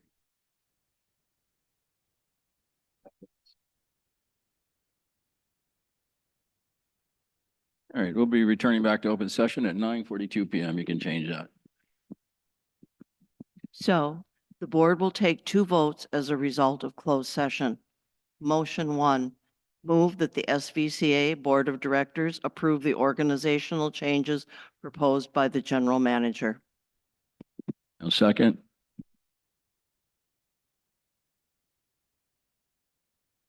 All those in favor?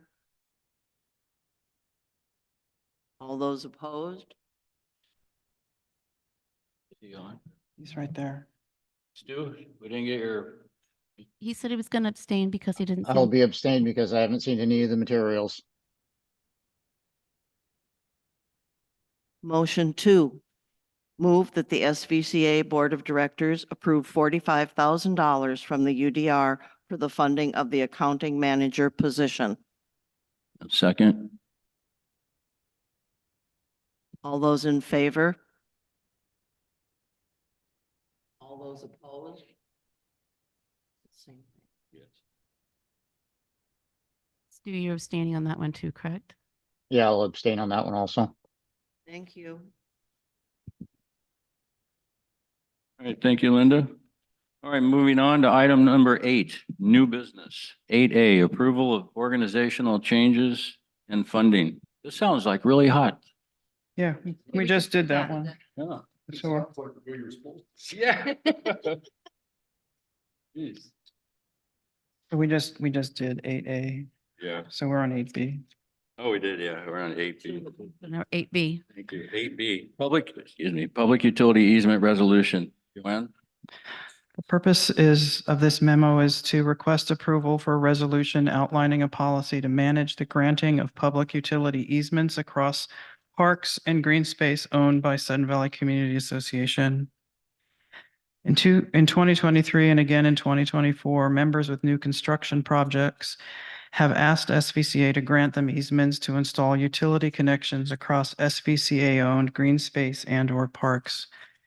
This is not desirable because trenches would have to be dug, damaging the soil and surrounding trees and vegetation, or even requiring the removal of trees. Further, this disruption might have to be repeated in the future for maintenance. SVCA's attorney, Richard Davis, advised that, in his opinion, SVCA is not legally obligated to provide such an easement.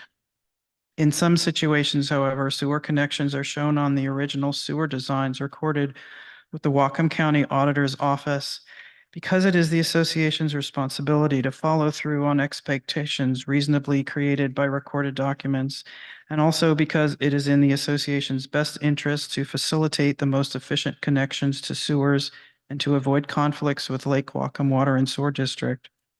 SVCA asked Richard to draft a policy allowing for such connections and defining the specific criteria which would allow the association to grant such an easement. Two documents are attached to this memo for your review. First is the resolution authorizing sewer easements, and second, the utility easement template. Together, these documents outline the situations in which an easement can be granted and how to grant an easement. The resolution also establishes a fee for granting the easement. The easement template includes the following provisions. A perpetual and non-exclusive easement is granted. The sewer line constructed must follow the exact plan shown in the recorded documents. The easement only includes permission for a sewer line to be constructed, nothing else. The lot owner must be responsible for installation, maintenance, and repair of the sewer line, must work with the association to obtain approval to restore the property to its original condition, repairing or replacing soil, trees, or other vegetations that may be damaged. Keep the easement neat and clean, complete the work within 90 days of the execution of the agreement, and complete any restoration work within 60 days of receiving association approval. Standard terms for protecting the association against liability and providing remedies in the event of a breach or default are also included. For these reasons, I request that the SVCA Board of Directors adopt the proposed resolution establishing a policy for managing the grant of utility easements and approve the proposed fee of $1,500 to cover recording fees and administrative costs.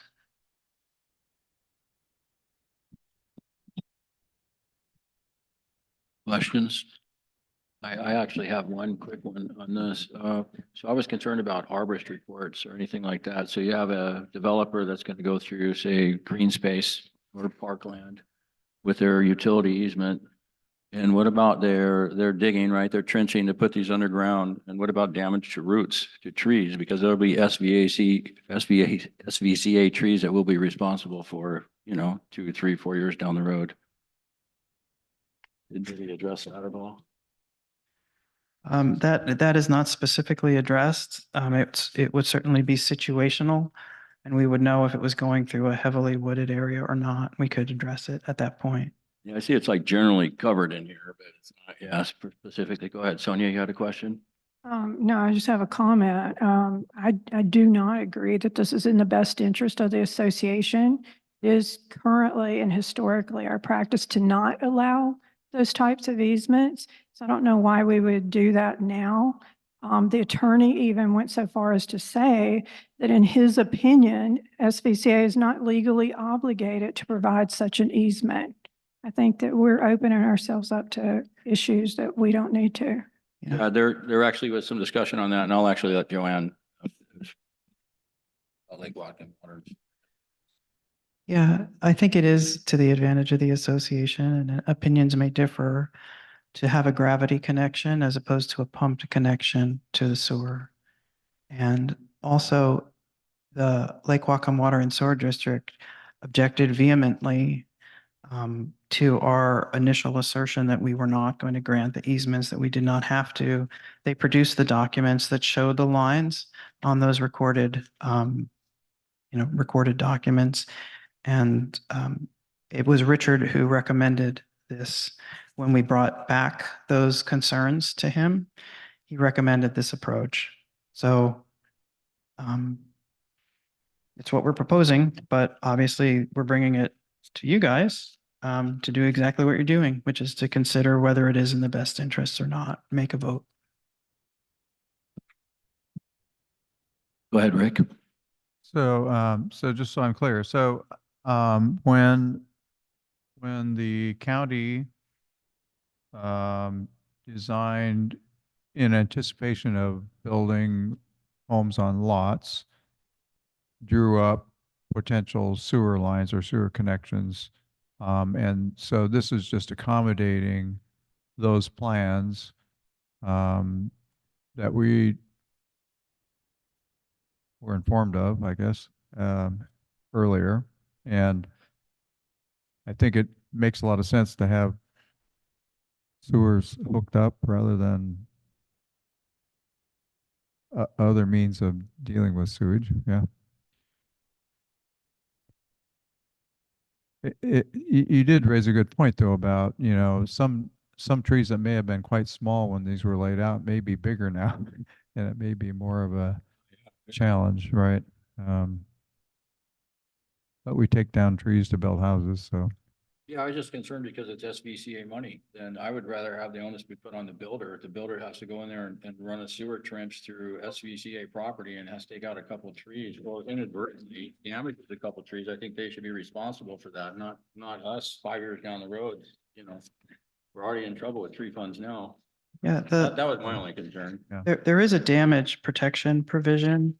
We would just have to be really careful to be sure that we caught everything when Yeah, it it's all about documentation. Right. I mean, the way this is worded, it is covered in here, but it just has to be like incredibly documented. Yeah, and to be clear, the criteria are that it's on a recorded document already. Mhm.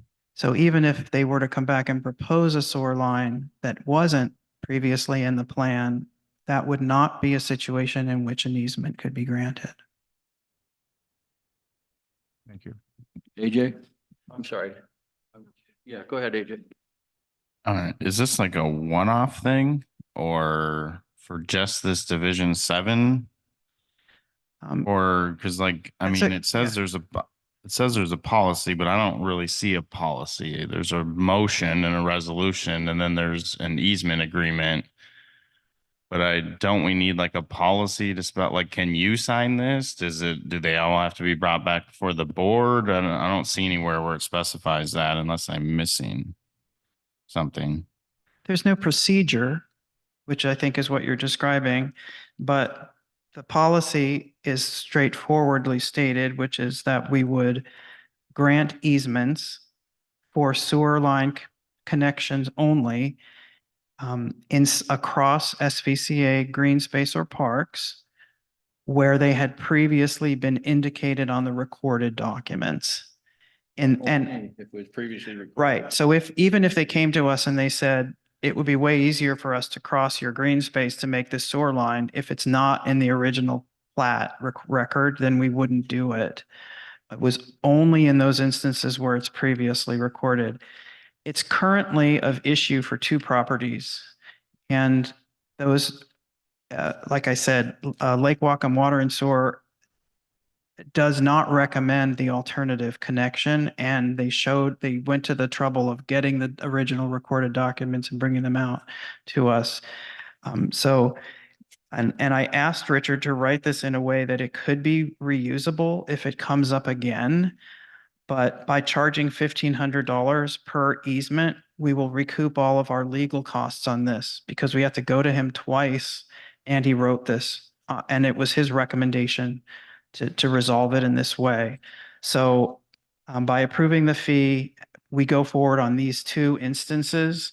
We recoup our legal costs. We, execute the easements so those building projects can complete their sewer connections.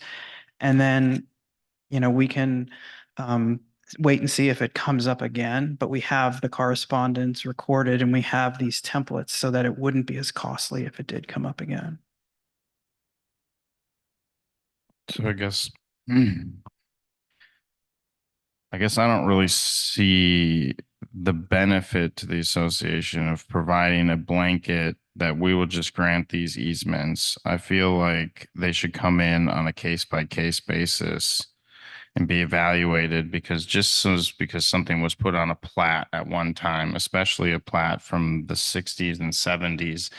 Half the time back then, they didn't even survey this stuff. They just threw lines on a piece of paper and made squares and grids and things like that. And it's not always the best situation. And we could find situations where we wouldn't want to have that sewer connection, even if it is part of some recorded sewer design from 50, 60 years ago. So yeah.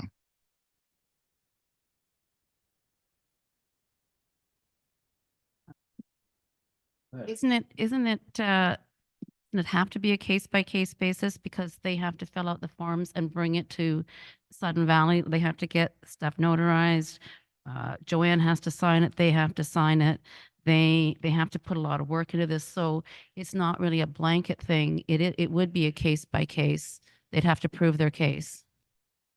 Says now therefore be it resolved, SVCA shall grant and execute a utility easement in accordance with blah, blah, blah, as long as it meets the original recorded sewer design. So it's this thing is saying, like, if I was in Joanne's position as the general manager and that was the directive the board made in its resolution, it, it, it doesn't even like, yeah, like that, that means we'll give it. Shall is a requirement. Should is a may, shall is a must. That's legal language, and I deal with that all the time in my work. We do shalls and shoulds depending upon what's needed for construction contracts. Can I, Yes, sir, Rob. just a question, if, if the, if the property owner doesn't get this, this easement, then is the alternative that they would have to do a septic system? No, a pump. So typically you'd pump up instead of gravity fed going down, you pump up somewhere. Oh, okay.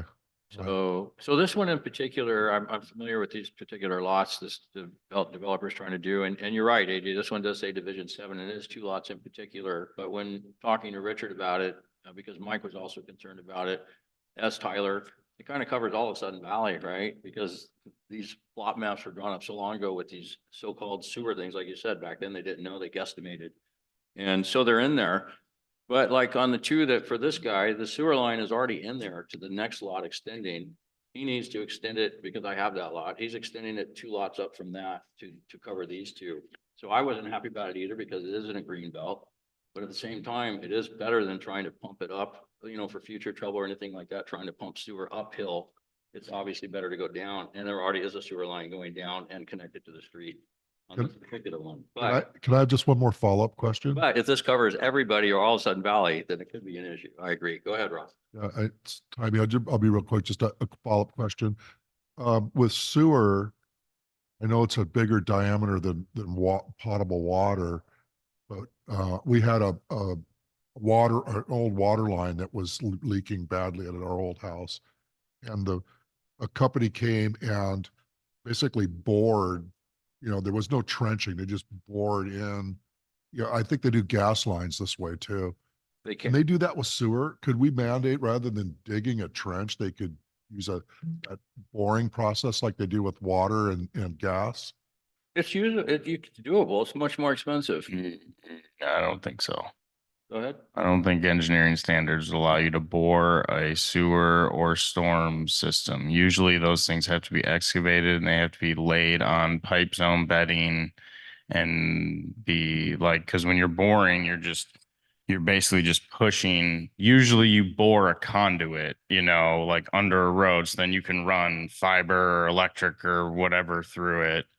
Usually you're not boring like a stormwater or a sewer installation, because those, especially sewer, most of the time is made out of concrete and requires, you know, you not always now, and you know, they do have a lot more materials, but you know, those sections had to be bedded perfectly because they're just like a bell and spigot and male, female, and basically that can separate really easily if it's not.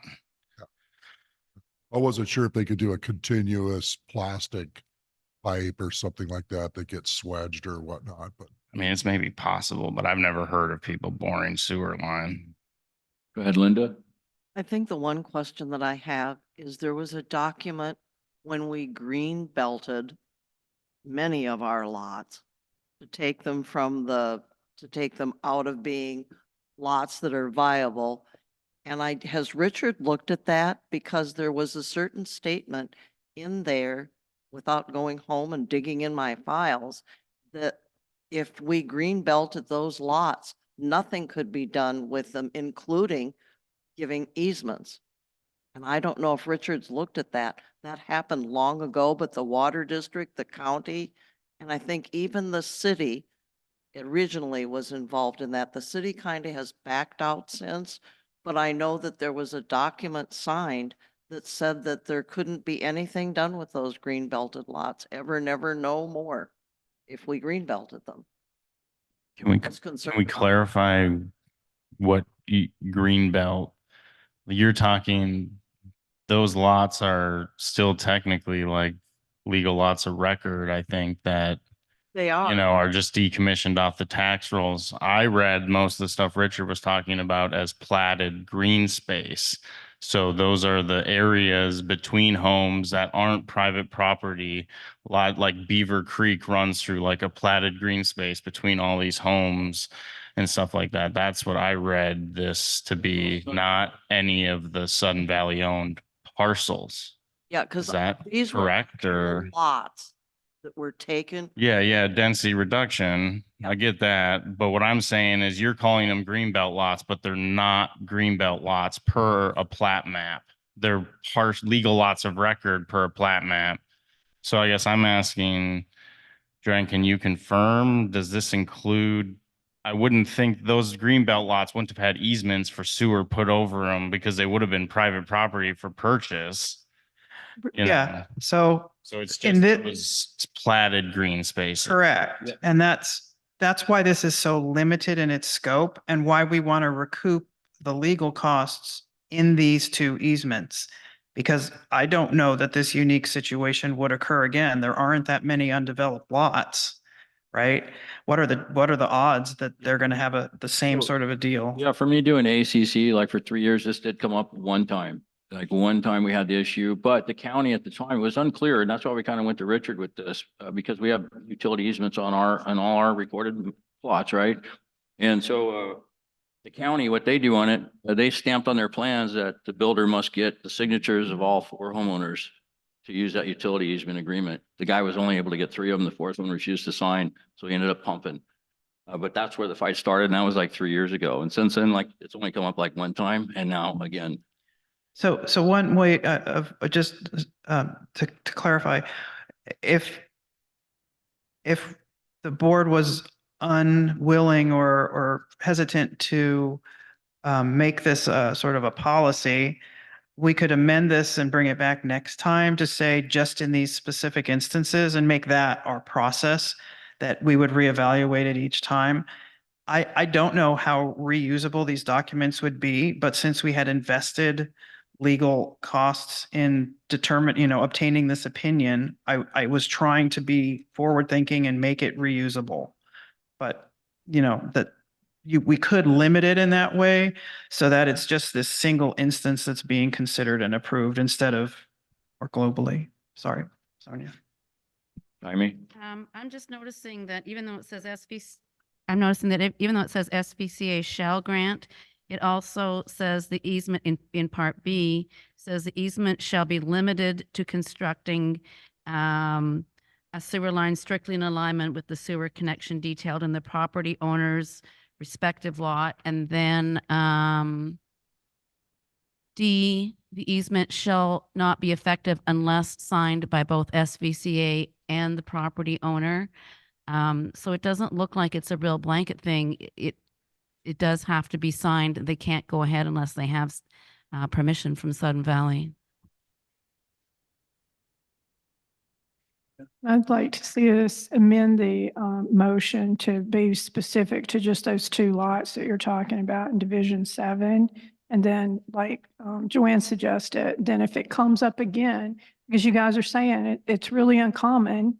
So we agree to it this way because I'm uncomfortable with the way it's written currently. And I think it opens us up to a lot of potential issues. But if we were saying in these 2 instances, we're agreeing to that. Future instances would need to be reevaluated by the board.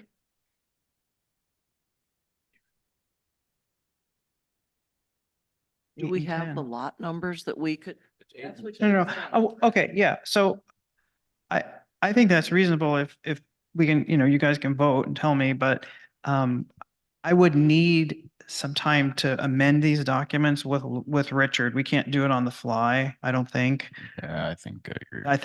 I think we'd need to be very careful I that think it's we'd want a new resolution yeah, that specifies exactly what we're doing here. precisely. So I'll bring it if that's the direction that you guys want to give me. I would need time till next meeting to sort it out with him.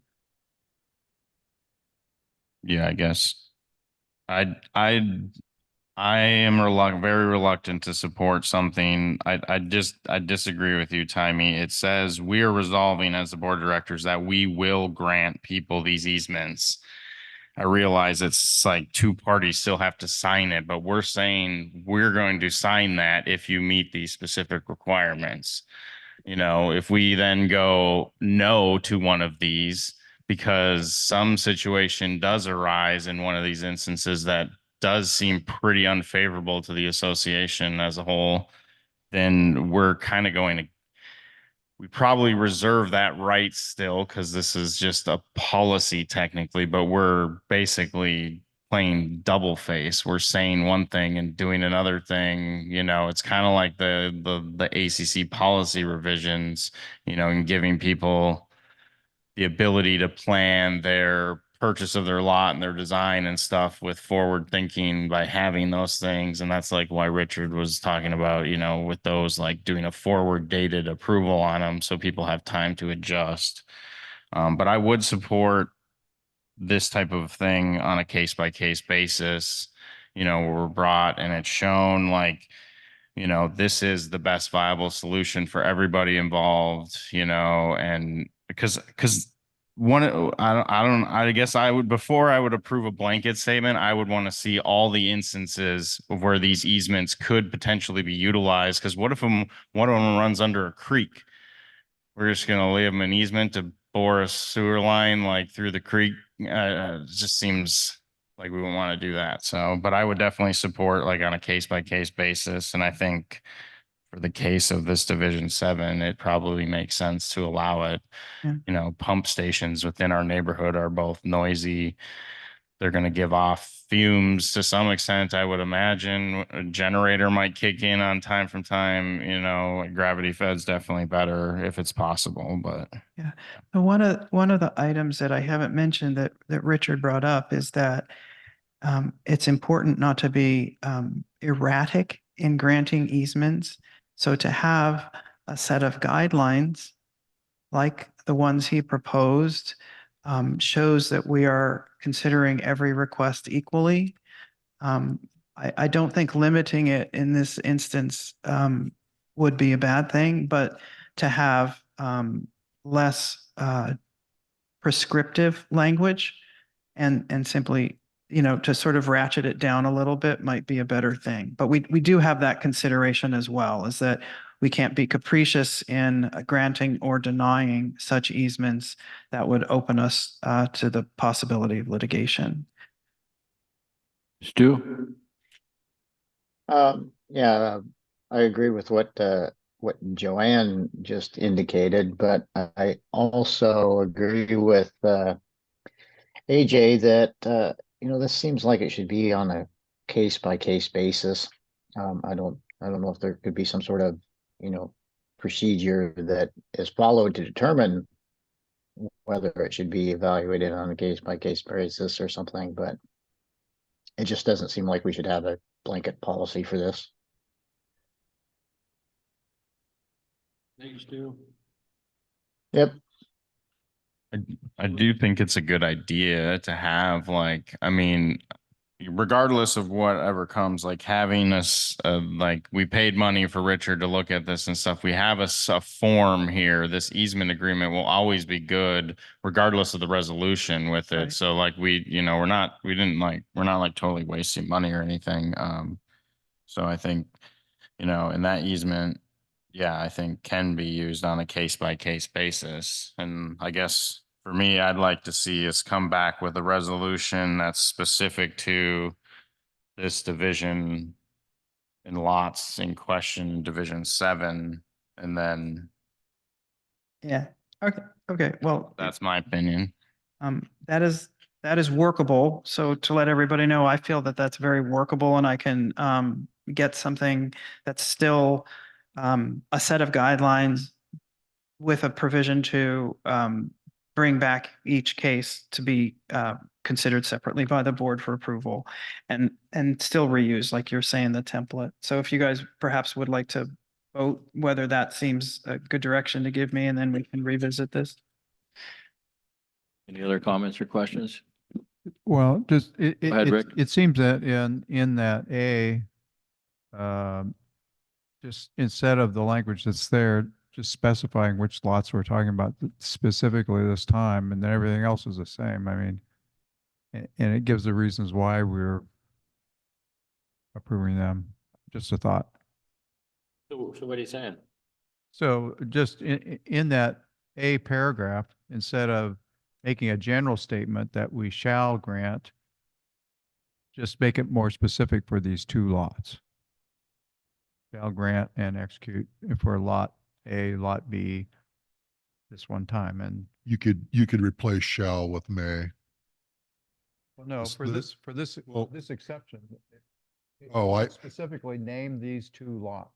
Okay, well, what I would, Apply to these two lots, but we could change it next time when somebody else applies for a different lot. I thought you were looking for some wording that would allow it to be reused. But I understand what you're saying. Yeah, you just. I think you're right, Rob, Use it though. You just- could just use may, and then it could be reused potentially. Yeah. I mean, just off a first blush look at it. I don't know, just. All right, so then, go ahead, Linda. So are we simply going to amend this resolution to add the specific? Because Keith knows what they are, Sonia she had a amendment on the table. Yeah, we were just throwing it back to Joanne, well, what I put forward was just that we would amend it for those specific lots. So Yeah. the language would be like a motion to return it back to the general manager or a rewrite and come to the next board meeting. Does that sound?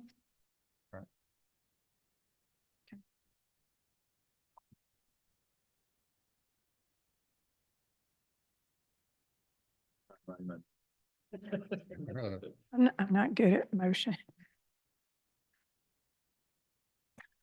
I'll make a motion that Joanne provide the board of directors at the next meeting a resolution and easement agreement specific to the Division 7 lots. I think they're 8 and 10, but we're not sure. We'll verify for sure. It's fine. I think we can be generic with this motion because it's just Yeah. coming back. So All those in favor? Oh, we have a second. Second. Unanimous. So you can have that one.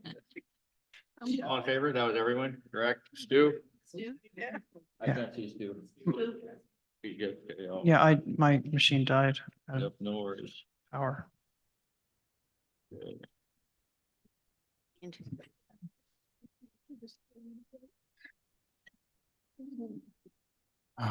Okay. All right, moving on to item number 8C, capital request for the clubhouse and adult center exterior painting. And deck coating. Second, let's take a vote. Joanne? The finance committee heard the next two capital requests that are on our agenda. And the one that's under consideration now, the capital request for adult center painting and clubhouse painting and deck coating was recommended by the finance committee. Are there any questions regarding the proposal?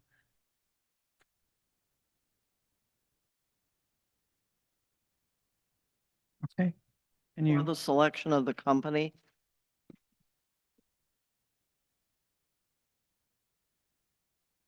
the only company that actually bid the appropriate work, aren't they? yeah, Technically, and it's close to budget, so we're good. I mean, they're only $800 more than the company who didn't bid the extra work. So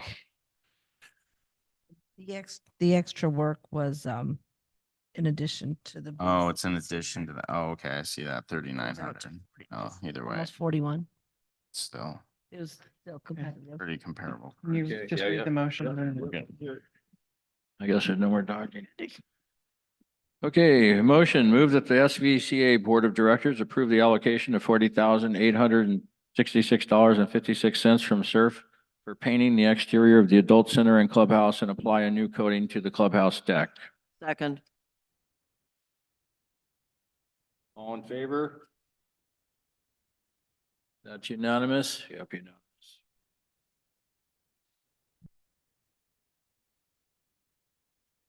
Okay. Second motion is to move that the SVCA Board of Directors authorize a general manager to execute SVCA's standard construction contract with Centra Pro Painting with a not to exceed amount of $40,866.56. Second. All in favor? Unanimous?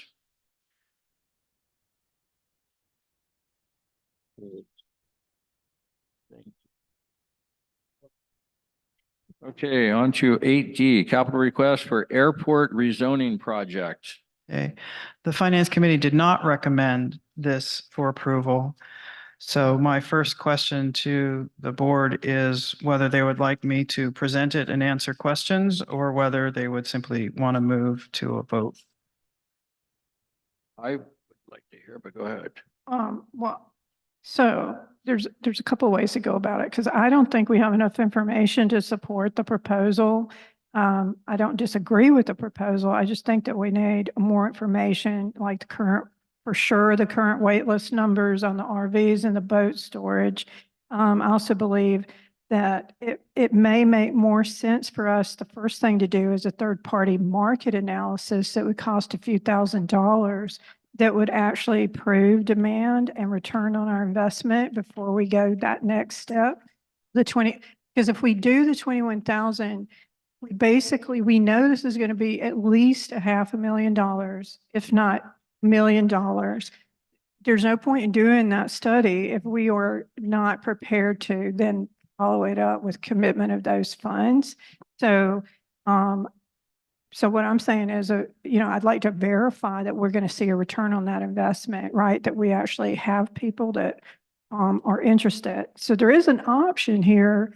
You could either just vote for it and just eliminate it, or you could actually move it to you can make the motion and just move it to the Long Range Planning Committee to get that information and bring it back. So the waiting list is the waiting list. If you want us to call all 50 people or 49 that are on it, I guess we can do that, but I don't have resources, so it'll take a long time. And the violations were noted that there were 55 people who had illegally parked RVs or boats at their residences. So that would fill the spaces in and of itself. I don't think you need a study for that, personally. Okay, Lori first. I just want to expand a little bit on the decision that the Finance Committee did make yesterday. We had a very lengthy discussion on this. And the general consensus, it was unanimous on the raising of the fees, that we believe that the fees should be raised, but that the amount that was proposed was excessive. And that we should work that into the budget for 2025, as well as for the actual study analysis. We also felt that there's a lot of unanswered questions, and we didn't have a lot of backup other than what we had. We had to look at some photo maps, and it wasn't that they said, oh, this is a terrible idea. It was, this is a terrible idea right now to recommend that amount be approved to be spent, because we do need to look at the use of that. The community uses that a lot. This would be taking away a space from the community, and that any monies that would be used for the studies should be worked into and come from the 2025 budget and not an additional expense in 2024. So we didn't just say this is a bad idea. General consensus, well, it was 1-4 on with voting down to recommend the study at this point, and it was unanimous to not raise the fee to $1,200 a year over the next several months. So there's a lot. We discussed this. It was majority of our meeting was discussing this. So we really did look into it, and at the end, we did make a motion to not recommend that the finance committee was not recommending it to the board, but that the board it should still be presented to the board for board discussion and decision. Thank you, Lori. I think we should read this, to give everyone, who's listening and whatnot, the idea of what's going on here, So you want to make a comment before I read this? I did. One of the things that was mentioned in the request was that there is a 2022 concept, Mhm. and there's nothing there. So what was? Yeah, it is. It's right there. So there was not really, it was a preliminary discussion, and because we couldn't verify it, because our staff was telling us that there was a lot of, huge wait list, right? There was a huge wait list for RV parking, and there was a huge wait list for the marina dry slips. But so and I know it mentions in here area Y and the campground were considered, but they actually weren't part of the discussion. It was expanding area Z. Yeah, I was going to read it. Actually. Gate 5, it's not, that's what I'm saying. Tyler's, I think, is more correct, but we were looking at the Gate 5 overflow, the airport, and the area Z. It was that preliminary, because it's also the initial discussions with impact with the county. It's very likely the county will deny it because of the wetlands in the airstrip. So we knew that it was going to cost us additional money because we'll have to put a design together to even get the county to consider it. And then they still may reject it. And it didn't make sense. We couldn't justify, we didn't have a firm grasp of the wait list, which you mentioned in your request, Joanne, that at the time, Right. it was kind of a moving target. We weren't sure what was happening with those wait lists. So if it were just the wait list, I'd agree. But in the beginning of the year, I asked security to begin driving through every road of the association and to note when there were RVs or trailers parked at residences. And we quickly generated, as I noted in the memo, about 55 violations. Since that time, additional violations I'm personally aware of. We haven't documented them because we're still trying to administrate all those other previous violations. You have to follow up. Some of the homeowners have initiated discussions with the ACC to create screening mechanisms so they can continue to store it. But the universal refrain from all of the people who are trying to find places for their stuff is there's no room. There's a place in Alger, it's half an hour away, that had some spots, and people immediately grab those. And then it's hard to get a spot. Some people are now waitlisted on several storage facilities waiting for one to come open. And I think the demand is established. And as you correctly pointed out, this original we're asking if they'll rezone it. We're a long way from being able to design it or talk intelligently about it, or, calculate exactly how big it should be, to calibrate appropriately to demand. So, for a preliminary thing, there may have been enough talking about it already. Find out if they'll even consider rezoning it. You know what I mean? But in terms of establishing demand, hopefully that's more detail to give you the sense that there isn't a lot of space. We have a lot of improperly parked vehicles, and it would be so much more convenient for our members to park them near where they live as opposed to driving for half an hour to get to a site. So that's, for what it's worth. Yeah, I just want to be clear. I think we really should pursue other avenues for non-dues revenue. So I'm not completely saying I'm opposed to this, just that I think we need more information.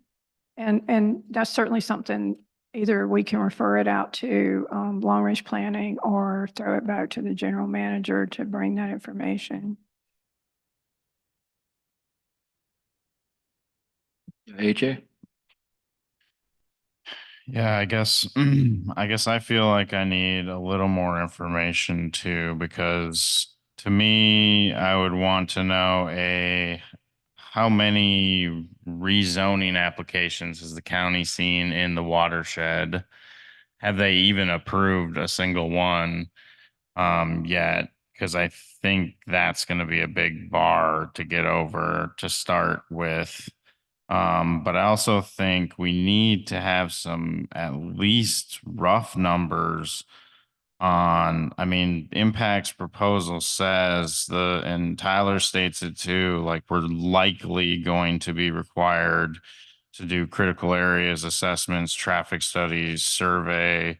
So I think in order to support spending the 23,000, I would want to at least know what that total could come to, because if all we're going to do is just pay 20 grand to go have a pre-app meeting with the county, that doesn't, like, it just kind of pointless. Like, I think we need to know what the whole scope of money might cost us before we would even get out the door of the parcel being rezoned. And I know there's some unknowns. The county may or may not be able to require certain things, but these engineers should be able to, I know there's wetlands out there. There's definitely going to have to be critical areas stuff. I mean, a wetland delineation, depending upon how big that wetland is, can be upwards of 40 grand. Surveying a boundary or parcel that big could be 10 grand. I mean, we could be into 100 grand just to get out of a pre-app meeting, which isn't even a decision on whether they'll actually rezone it or not. There'll just be likely a bunch more requirements that we'll have to meet before they actually make a formal opinion with an actual permit. Yeah. So I'm smiling because I asked all those questions. That was my first reaction. And the answer the response that I got back from PNW was there are too many unknowns to start putting numbers down, that we need to start talking to them to get a sense for it. And, Tyler Andrews advised that trying to be too specific up front and spending a lot of money to figure out this, that, and the other thing was not a good idea. That we had to begin the conversation and ask the questions first. And so, yeah, I can ask those questions again and see if he has a different answer. But like I said, I asked those same things.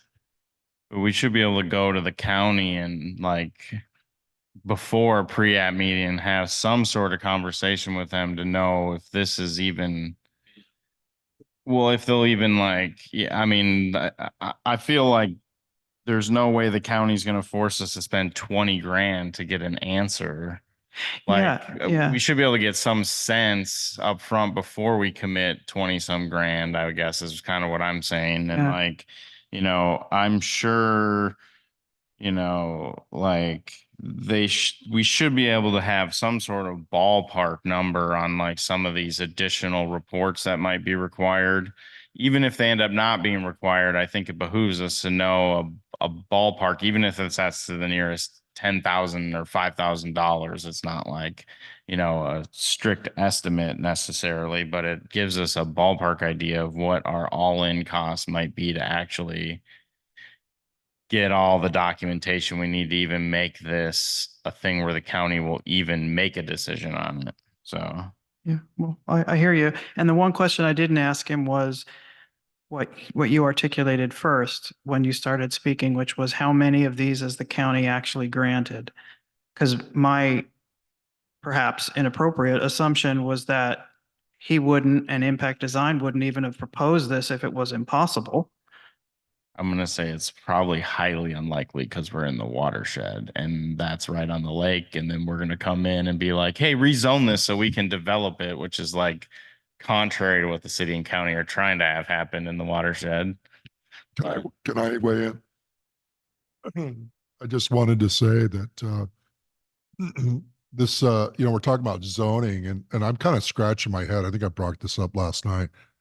I wonder what the zoning is, because I noticed that that airstrip is still noted on airmen's charts. It's still there. It's you could land on it, but it's noted as an airport as well as the seaplane base. And they actually have a land strip above the seaplane base. So I'm curious what the FAA would say about it. Probably it's been abandoned for so long they probably wouldn't care. But we're making a lot of assumptions about things. But so when I hear about zoning, it's probably not like 5 acres, one house, only one house can be on this 5 acres.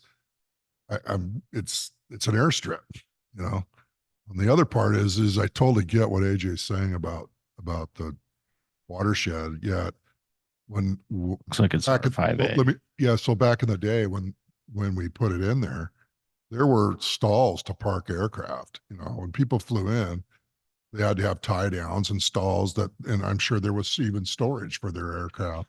Probably a great selling point for property. So it would be interesting to go look at that and see what the FAA had to say and really what is it zoned at? It's zoned R5A. Oh, is it really? Looks like to me, based on the Whatcom County zoning map, which doesn't have parcel boundaries on it because it's like a county-wide map. So it's like, but it looks to me like it's R5A. AJ, what's R5A? Just Rural residential 5 acres so it's one house per 5 acres. Yep. So if you divided it, you would only be able to divide it into 5-acre lots. I see. So kind of like how the Welcome Center lot was. You can only have one house on that. Was that same way?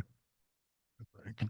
I don't know on that one specifically, but So there was an initial, the reason there is no documentation is it was very preliminary, right? And the determination was exactly where we're at right now. It didn't make sense at the time to even go forward with it.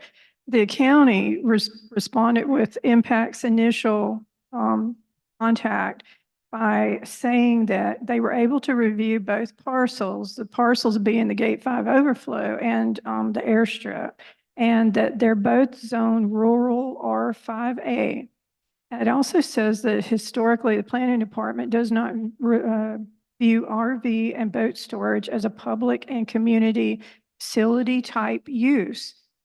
They're basically upfront saying we will likely not approve this. He goes into saying Whatcom County 2097-323-1 defines public community facility as a publicly funded community service facility, including but not limited to fire station, law enforcement, a school, a water and sewer treatment facility. In general, an RV and boat storage yard typically does not provide a service in the same manner as a fire station or a school. He said, by no means is this a final administrative determination, but this is my first blush at your question. So upon first blush, we're hearing from the county that they're likely not going to approve it. That's 2 years ago. And that's where we stopped it because he went on to say we could make a formal they would give us a formal determination, which is where we're at right now, which is what Joanne's proposing, and by doing a request for director interpretation of development codes or a pre-application meeting. And even though that's about $1,600 in county fees, that's where this design work and all this other preliminary work that's going to cost $21,000 would be required to even get to that place with the county. But again, first blush, is it? Nope, not likely. So I guess the question would be, are we ever going to do this or even think about trying to do it or no? I'm sorry, someone had a question, Stu? Oh, geez, I'm sorry. I guess the question wasn't, are we ever going to think about it or no?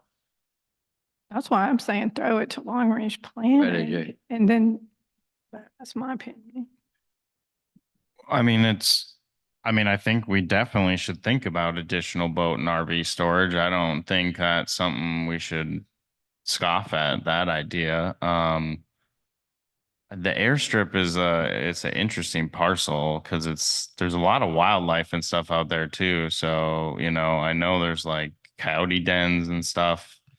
So I'd be a little reluctant to, develop a parcel that's being that's kind of used that way, but you know, and it also likely probably has a bunch of wetlands on it as well.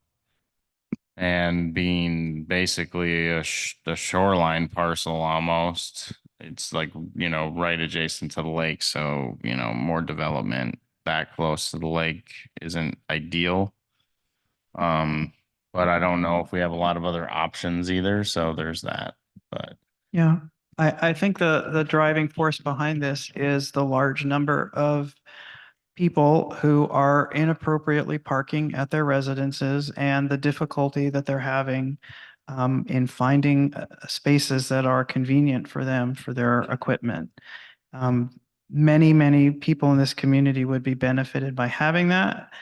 When I brought it up to Tyler from PNW, he indicated that this was on hold, but had been a project that had been initiated. I'm bringing it forward to say there is demand. That was the primary reason that was cited in the documentation available to me for not going forward. If there are other challenges, you know, long range planning wants to work on it, that's awesome. But in the meantime, we have a lot of people who have boats and RVs at their property, and it's hard for them to find places to move them to. So if we're not going to take some action or are able to take action to begin to mitigate or ameliorate that problem, then I would propose that I bring forward information about the violation and et cetera, the specific area of the rules and regulations that is indicated, and ask that we either amend it or formally note that we won't be insisting that people move their equipment. You know, that's another thing to consider as a way to address this problem. But it is of concern to many people in the association. So there you have it. Change the policy to start parking their boats and RVs at home, or? Yeah, and there's a lot of bad things about that too, right? So it's complicated, but I brought it forward because I've done what I can to try and enforce the rule, and it's very challenging to do so. Rick? I don't think one contradicts the other, though. I think we can enforce the rule. We've been enforcing that rule. And we pursue potential other options. We look at, again, Joanne, no, but I'm not suggesting that this isn't an option. I'm saying, though, that we need to look into it more. I'm explaining my motivation for bringing it forward. That's it. Rick? Right. So, yeah, and you also mentioned that ACC is approving some screening. So screening is always maybe not always, oftentimes maybe an option to, right? That's It's No. not, yeah. another thought I had though was there's a lot of property. Do we own the campground? Yes. There's a lot of property out there. A lot of space. Just a thought. You could park a lot of A stuff. long-term lease. Currently zoned rural forestry. Campground is. Just Yeah, go. There's a disc golf course, huh? It's always kind of please. Yeah. One thing I'd like to point out is allowing boats and RVs and trailers to be parked on the side of people's houses, and some people have parking strips that they can, they park things. And that's a very slippery slope. There are some boats that I really wouldn't mind, looking at. I wouldn't mind owning one of them, frankly. But there are boats and there is equipment that's in disrepair that it just doesn't add to the scenery of our community. I don't think it's about being snobby or anything like that. I think that is not a good thing. And then you could put things in there like, well, it's got to be in good repair. Well, I've had a lot of conversations with people about their boat and whether it's in good repair or not. It's a tough thing. All right, well, hearing everyone, I think we're at the spot that, I don't know, I would think that we might consider moving this to long-range planning committee we know we need the parking, the RV, the boat parking, and we know it's needed. There's area Y, or area Z, I guess, excuse me, area Z, the airstrip and so forth. So, I mean, that's something you guys could look at. You had something to say? No. There's the third hole. I'm just kidding. Yeah. Oh, I was like, what? So, I mean, if I'm hearing everyone correctly, that would be the motion that I would be making then, that the board would make the motion that we would move the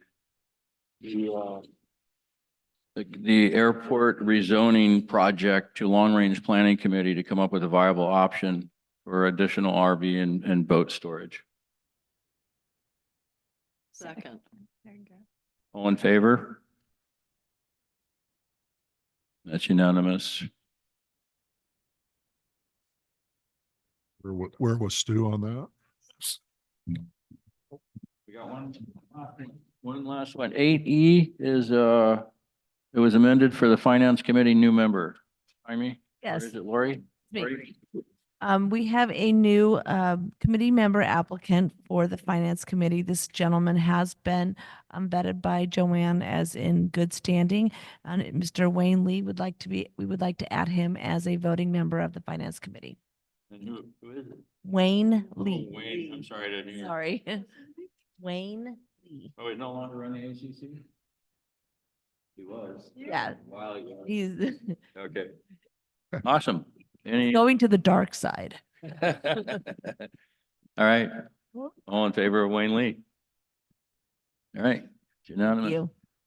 Thank you. And that ends the meeting tonight. We are adjourned at 10:42.